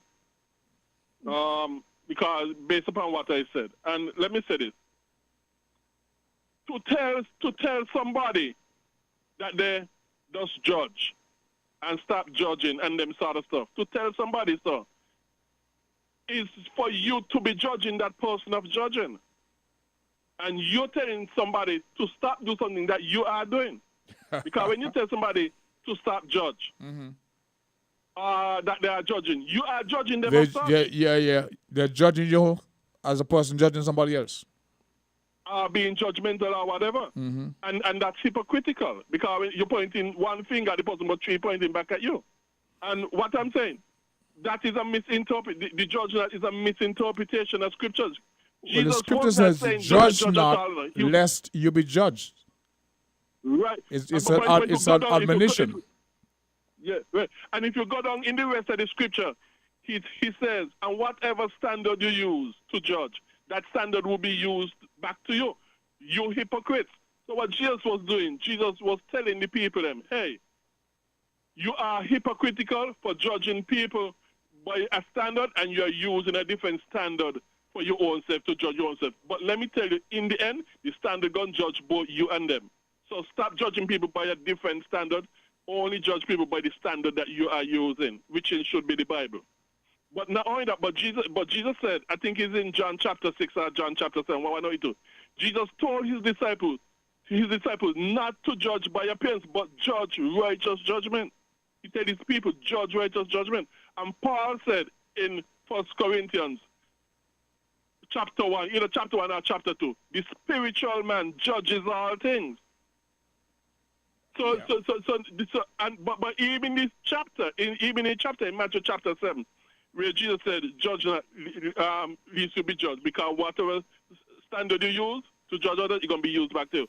Later down, in that same chapter, Jesus told the Christians, do not throw your pearls before pigs and swines. Well, in order for you to obey that, you have to be judging people as pigs and swines, for you not to throw your pearls before them. And not only that, Jesus said in that same chapter, a tree is known by its fruit. And so false apostles and false prophets and so are known by the fruit. So Jesus was telling you, judge you could judge by fruits. So he was not saying don't judge at all. He was telling you use the correct standard in judging. Don't use one standard for you and another standard for other people. Use the same standard, which is the Bible. But people like to twist the scripture. When you're twisting the scripture, you're doing the work of Satan. I want to take it back. And let me quickly say that. Let me also quickly say that I never divorce anybody, and that's number one. I never ever divorce anybody, and number two, the Bible does give grounds for divorce. Christians can divorce one another if the other commit adultery, and if an unbeliever decide that the unbeliever gonna leave the Christian spouse because they don't like the Christianity, the Christian spouse, and they decide half of their violation and their own choice, without pressure, whatever, that they're gonna leave their Christian spouse. Paul said, in them doing that, they have divorced you, and you are no longer under obligation to such a person who have left you because you is a Christian. Okay. So the Bible does give grounds for a Christian to divorce another Christian, which is adultery, which is sexual immorality, fornication only. And if an unbeliever leave a believer because he doesn't like the person Christianity, it's a personal choice. But I want to take you back to something we discussed this morning, Gregory, if I can. Hello? I want to take you back into something that we discussed this morning when Mr. Samuel and Miss Benjamin was here. They were of the impression that you were not allowing people to take what they're wanting seriously. We're speaking about they were speaking about the Atlantic hurricane season and what it portends in terms of the 23 hurricanes, the intensity, the increase in the frequency of the hurricanes, etc. And your comments tend to suggest that you had information indicating otherwise in terms of the scientific information out there. And so one of the questions I posed to you, if people shouldn't really take the information seriously, because there's a sense of urgency as it relates to the impending hurricane season, the 2024 Atlantic hurricane season. And so your calls seem to suggest they're saying one thing, but you have information from other scientists that indicate that we shouldn't be bothered by what they're saying. That was a concern. Can you clear up that for me? Yes, I will clear up that, because that was one of the things I wanted to clear up. When I was speaking to what he was saying, that there is evidence that hurricanes are increasing in strength and in frequency. Mm-hmm. Like I said, the UN Intergovernmental Panel said, well, at least in the 2022 article that I was reading from, at least it said in that the UN Intergovernmental Panel said they haven't seen a trend in increase in tropical cyclone where strength and frequency are concerned. They haven't seen that trend. And not only that, like I said, the University of Boulder, Colorado, this professor, he also did a study as well, and he said basically, he said, and my understanding is that NOAA, NOAA, I know what you mean. NOAA have also said the same thing as well. That's what I have heard. So could that be? What I'm saying is that, what I'm saying is that, with us being scared about tropical cyclones or hurricanes increasing in strength and frequency, is something that is yet to be proven. And that is not something for us to get over that issue. But let me say this. Socrates. Whether or not they are increasing in frequency or strength, whether or not that is the case, we all ought to always be concerned and be on the alert for them, because only one hurricane it takes to wipe us out. Whether they're increasing in strength, yes or not. Okay. Because that was a message. That was a message and the purpose for which they were here this morning, to alert people of what is out there as it relates to the 2024 Atlantic hurricane season. 23 hurricanes have been identified. No, have been predicted, not identified. Okay, predicted. Yes, I stand corrected. Normally, based on what they said, it's 12 to 14. Now, if you're saying it's gone to 23, that's an increase. But you were saying based on what you know from this and this Boulder, Colorado thing, there's no evidence of that. So I am wondering if perhaps that's where Donald Trump gets his information from. Because he said there's nothing such thing as global warming. It's a hoax. Well, whether Donald Trump say whatever, because a lot of people, as soon as they hear Donald Trump name, automatically what he says is wrong. There are things he said that is wrong, there are things that he said is correct. That is why I'm saying maybe that's where he gets the information from. Because if he's saying global warming is a hoax, And we on the ground here. I gave my source that I gave my source. The sources again that I gave is the UN Intergovernmental Panel, the professor from Boulder, Colorado, and I think I have heard NOAA have said the same thing. So whether Trump repeat it, yes or not, does not do anything as to whether those institutions have said it's true or not. So the man downtown Bastille, the lady downtown Bastille who is experiencing the heat and the general complaint across the spectrum is that the days are hot. What are they to think? Well, to research the matter and see why. Just don't take people to research the matter, because what I've said is that yes, the players have heated a bit. But what I'm saying, what is the cause? Is because human climate change thing. You said something about cloud formation. Because of it is El Nino, cloud covering, the sun being inconsistent. And there are factors that triggers them. Well, like I said, there is no connection between this so-called man-made climate change. The climate is changing, but is man the driving factor that is causing these changes? So your study says it's not. It is very debatable. Your study says it's not. So there's a need to go from fossil fuel as energy source to solar or windmill. There's no need for that then? Well, actually, Socrates, windmill and solar energy, they are very unreliable. They are very expensive compared to fossil fuel. And when and countries, for example, in Europe and so, who have gone more in the direction of wind and fossil, wind and solar, power, they have been experiencing a lot of increased problems. Industries had to shut down, and so when there is not enough sun or wind and them sort of stuff, and it has increased the bills because they are much more expensive while they are also much more unreliable. And I want to suspect, because I think we are moving sort of in that direction, and I wouldn't be surprised if they have anything to do with the load shedding, because they are unreliable. Since we are leaning more and more in that direction. They intend to have by 2034 all electric vehicles. You don't think it's going to work out? Well, electric vehicles, the sales are dropping.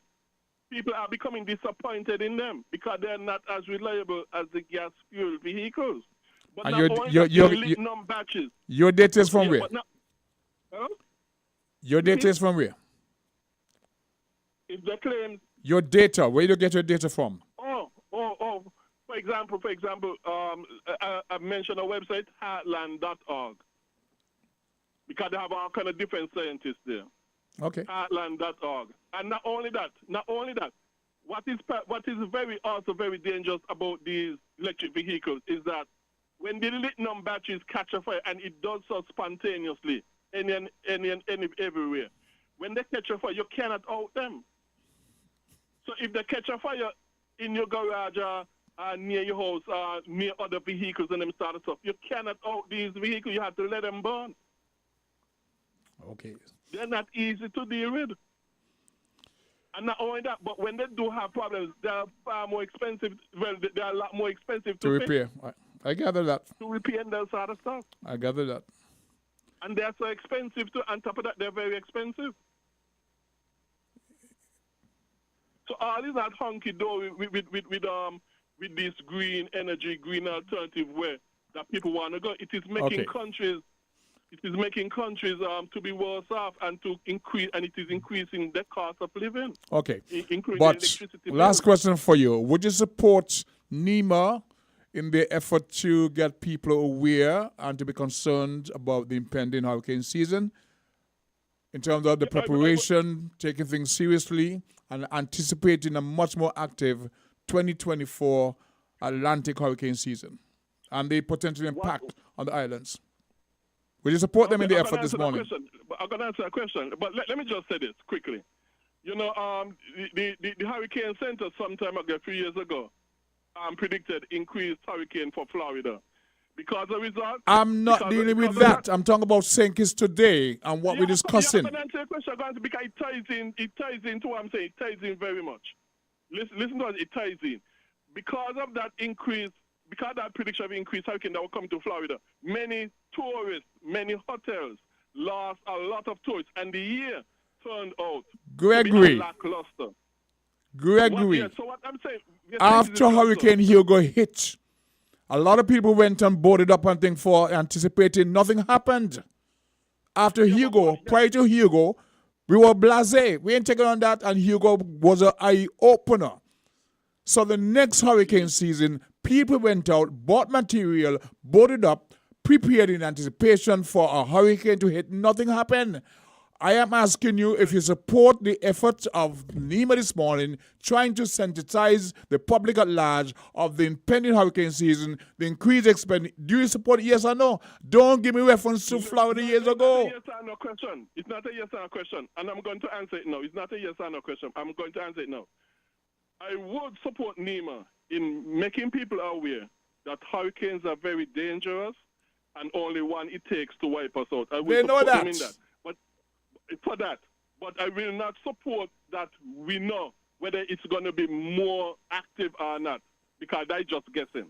Okay, Gregory. That's it, just guessing. But I will support them in letting people know that hurricanes are very serious and only one it takes to wipe it out. So we are to always be on the alert for hurricanes, whether or not it's going to increase the season, yes or not. Okay, Gregory. Thank you. Okay. Thank you. Let's pause for a station break. I can get a breather and then we come back. Okay? We're different. We're 98.9. 98.9. Win FM. Attention, savvy shoppers. It's that time of year again to upgrade your home and feed your family with Hortford's Furniture and Appliances and Ashley Furniture Home Store. For over 25 years, we've been making dreams come true by offering cashback coupons for free groceries on all hire purchases. That's right, we've given away over $1 million worth of groceries to our loyal customers. And this year, it's your time to cash in on the savings. Whether you're in the market for a new sofa, a sleek kitchen upgrade, or a cozy bedroom set, Hortford's and Ashley Furniture Home Store have everything you need to turn your house into a home. And when you make a higher purchase with us, you'll receive cashback coupons redeemable for free groceries. Yes, sir. So why wait? Visit Hortford's Furniture and Appliances and Ashley Furniture Home Store today and take advantage of this incredible offer. Upgrade your home, feed your family, and save big with cashback coupons for free groceries. Only at Hortford's Furniture and Appliances and Ashley Furniture Home Store.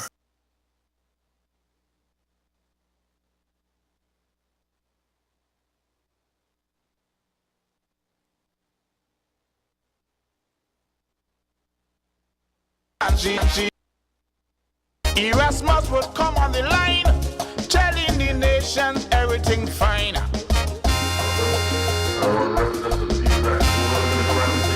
Fergie, this is the big one, calling about the Bajan connection, who from the country collecting million under the guise of road construction.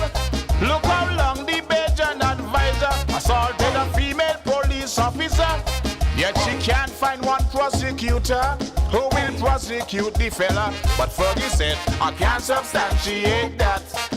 I can't substantiate that.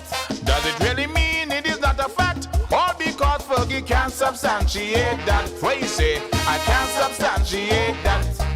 I can't call her. I really. Does it mean it is not a fact? All because Fergie. So, Jamster wants to know where placed in competition that year with a song. I don't think I use it in competition, you know. I don't believe I use it in competition. Okay, let's go to the phone lines. Go to caller. You're live on Voices. Greetings, King Son. With respect. How you do? Man, I'm having a wonderful day. Yeah. You know, your last caller, we heard the word quickly twice. Or twice or three times. Yeah, you're going to finish quickly. It turned out to be almost 20 minutes. Yes. Well, you have the mic now, so go ahead. No, that because to say no. The program cannot run that way. 5, 6, 7, 8 people could have made contribution in the minutes here. But there were no calls on the line. Really? There were no calls on the line. I get signals if there's a call on the line. Wait, there was no call in the line. No. How do you know that?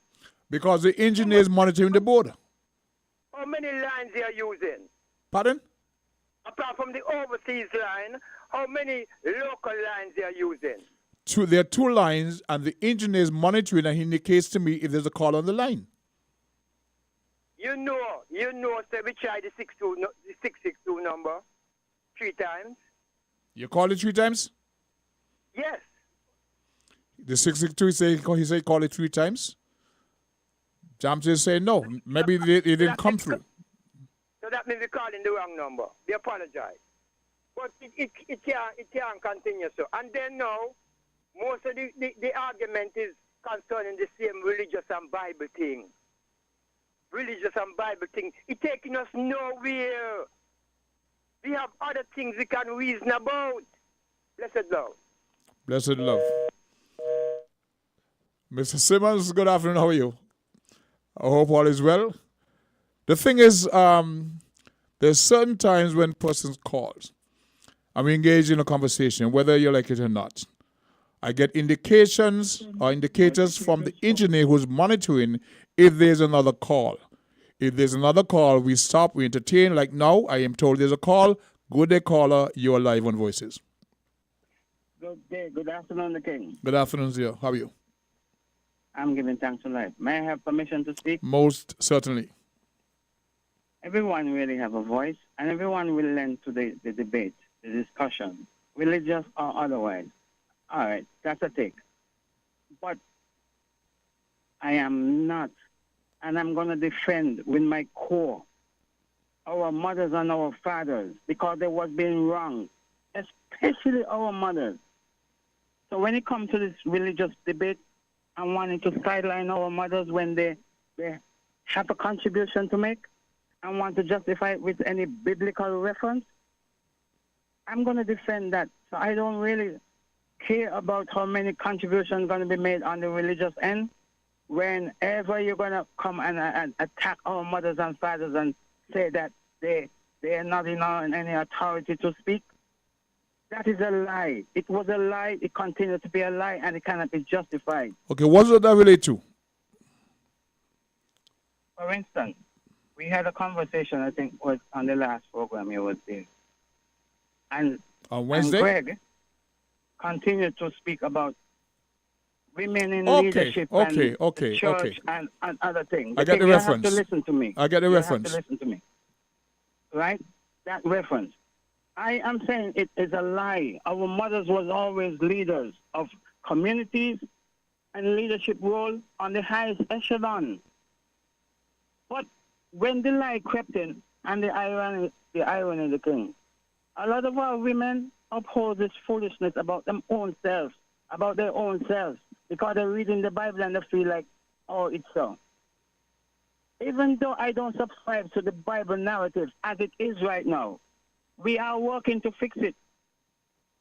As it is right now, the Bible narrative, they were tampered with. So they sideline our women and make it seem like our sisters, our mothers, the bearers of the nation was an afterthought because of some narrative about some Adam and Eve coming from the rib of a man and all that foolishness. Those was afterthought to think about the woman who is responsible for 8 billion people was an afterthought, and we need to fix it. Wisdom has built her house on the highest echelons. Her house, wisdom has built her house. If a king is going to be prudent, he has to be wise. But he cannot be prudent without the admonition, the counsel of the woman. Just like the husband cannot be wise on his own like that. You need the counsel of the woman. That is where the serpent come in. Come on, man. You're going to have the serpent on one side is evil, and then you're going to have the serpent in the medical fraternity as a serpent of healing and wellness. As a symbol of... Look at the sign. Look at the logo of the institution, the healing institution, the hospital. It is a serpent. What does that represent? What does that signify? Well, it is the same serpent that told Eve that something was amiss. And what? The serpent was more so a friend of the man, but the serpent was more so a friend of the woman. Think about it. So they're going to have a serpent in the healing institution, the hospital. What does that signify? You're sending mixed signals to the people. Okay. I hear loud and clear. And I want to, before you go, did you have a chance to listen to the first half of the program this morning?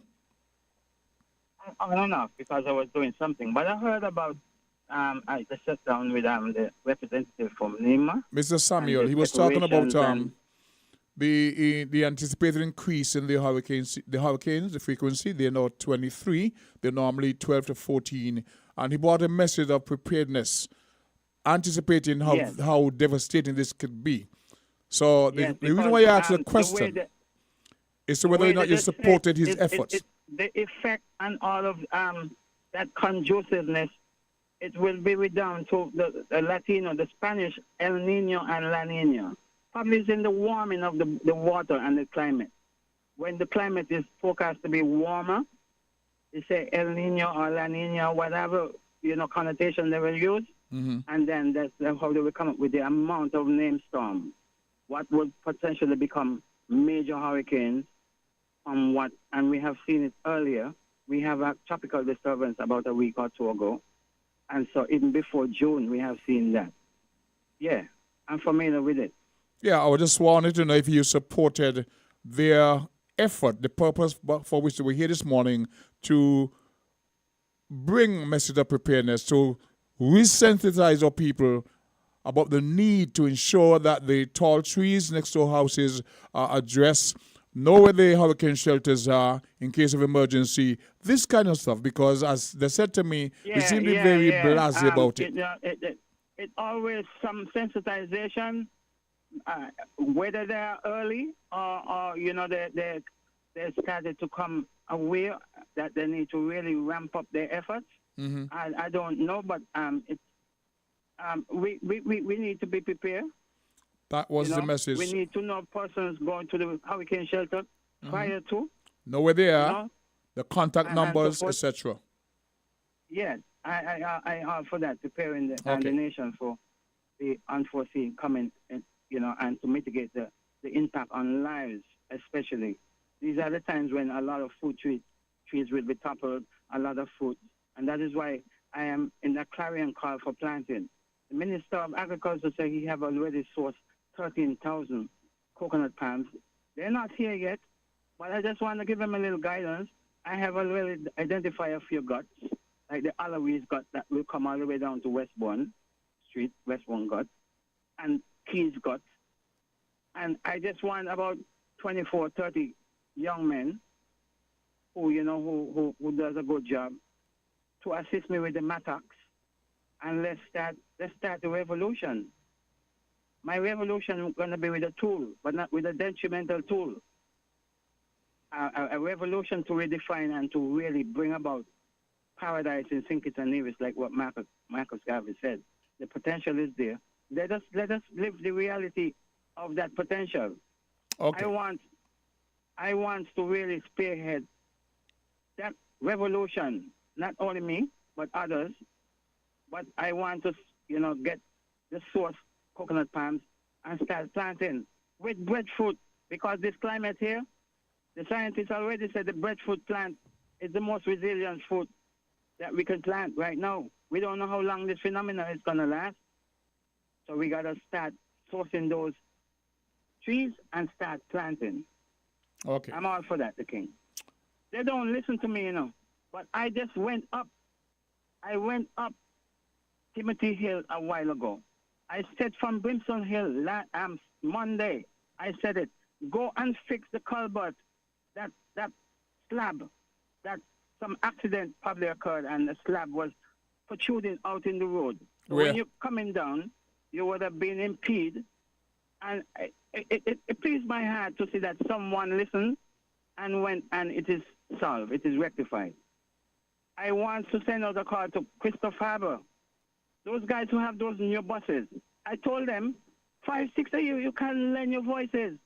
Fix up. Christoph Harbour needs to fix the road that is going down towards the marina. Of the main in the southeast? Then your buses going down. Oh, the road is terrible. The road is terrible. Especially if it's raining. The road, the access road is very bad, especially if it's raining. Yes. And okay. It's not one, it's 2 drop-ins you got to drop down into, and you're tired, you're going. A guy told me he's tired. The guy said to me yesterday at the airport, people is asking him, why are you tired? It's looking like that. A brand new vehicle. He has the latest one. Why are you tired looking at that? Because he go down into that thing 3 and 4 and 5 and 6 times a day. Into that slushy, muddy stuff. Because of Christoph Harbour. Negligence. They don't care. You asked us to upgrade and to be a standard in tourism. Now that we are upgrading our vehicles, it is not right that the guys are driving over there into Christoph Harbour Marina and they're having to face that road that needs repairs. All right. Thanks for listening. You, of course, much appreciated your calls and your contribution to this program, so we want to say thank you to you also. We got about 4 minutes before we wrap up things today. How are we doing, Jamsa? Any call on the line at the moment? We have a call? Okay. So, do we have a call? My apologies. Good day, caller. You're live on Voices. Socrates, glad to get in. Yes. Welcome back. Johnson, good afternoon. Socrates, watch me. Mm-hmm.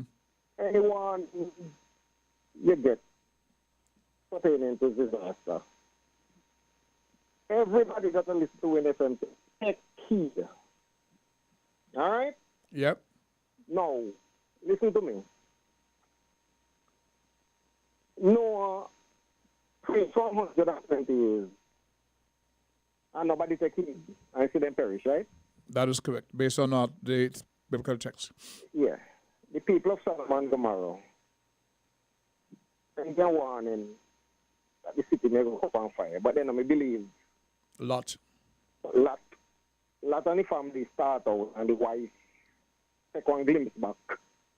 Because where the treasure be, that's where her heart was. Exactly. So she perished, but the Lot and the dad escaped.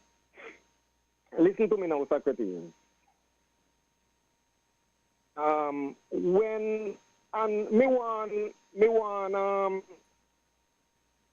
Africa both up and the stick. Me don't correct that already, you know, but you see when something inside your head, it just not your head, and when you hold on something, you just hold on something. Yeah. Me sure that me don't explain that to Africa already, and he reply and tell me, okay, and look, Africa still come back with them. You get that? I hear you. One of them may go correct that. I want to say something else, a little bit more important than that. Okay, quickly. We got 2 minutes. 2 minutes, okay. Watch me now, Socrates. Mm-hmm. Me not think when Trump say I want hoax, you know, mean that nothing there. Me not think of that. Me not think of that the way you say. Right? Because there is nobody with common sense. Look, what amount of tornadoes and all flooding, all kind of something, hurricane and some America get. And even when Trump in office, Trump pay out so much money, right off so much for build back different cities. And throw a paper towel in Puerto Rico. Yeah, but me not think of that the way you say. What are you saying? Me think what here based man. Our the globalists them, I say, knowing that them themselves help from them destructions. Man got to the camp with the clouds and do all kind of something for pull off them program. You get the point, man? I'm following you. Go ahead. In other words, them are going to tell you, okay, faster fluid. But the same globalists, them got their own plane. Them are going to tell you, no use faster fluid, this. And when them go anywhere, then don't even catch the commercial flight and then go with their own plane, where I send all this up to the other, and them I tell you that when all the emission bounce up to the ozone layer, whatsoever you do up there, this is our cause that and this is our cause that. But them a do this very same thing, just like what Greg may tell you. Them a judge one way and then I judge themselves. You get the point, man? So me believe that our Trump and not really that the effect is not there. Okay. All right? Okay. And me go get back to the serpent on the stick and me go need to correct that again. Okay. That Africa can hear again. Okay, that'll be for next time. So we actually out of time, but I want to thank you for that contribution once again.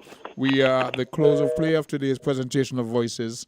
It's been a wonderful, most entertaining morning. Actually, the first segment, apart from the entertainment components of it, the vital information that was shared by Mr. Samuel and Miss Benjamin, she's from the Met Office, he is from NEMA, is information that we have to take on board to ensure that we are prepared as best we can be in anticipation of the impending, shall I say, 2024 hurricane season with the 23 anticipated hurricanes coming away. Okay?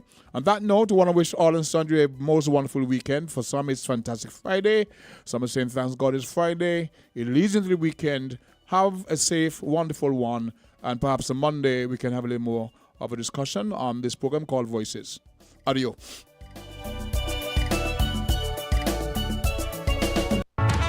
Hortsford's Value Mart IGA is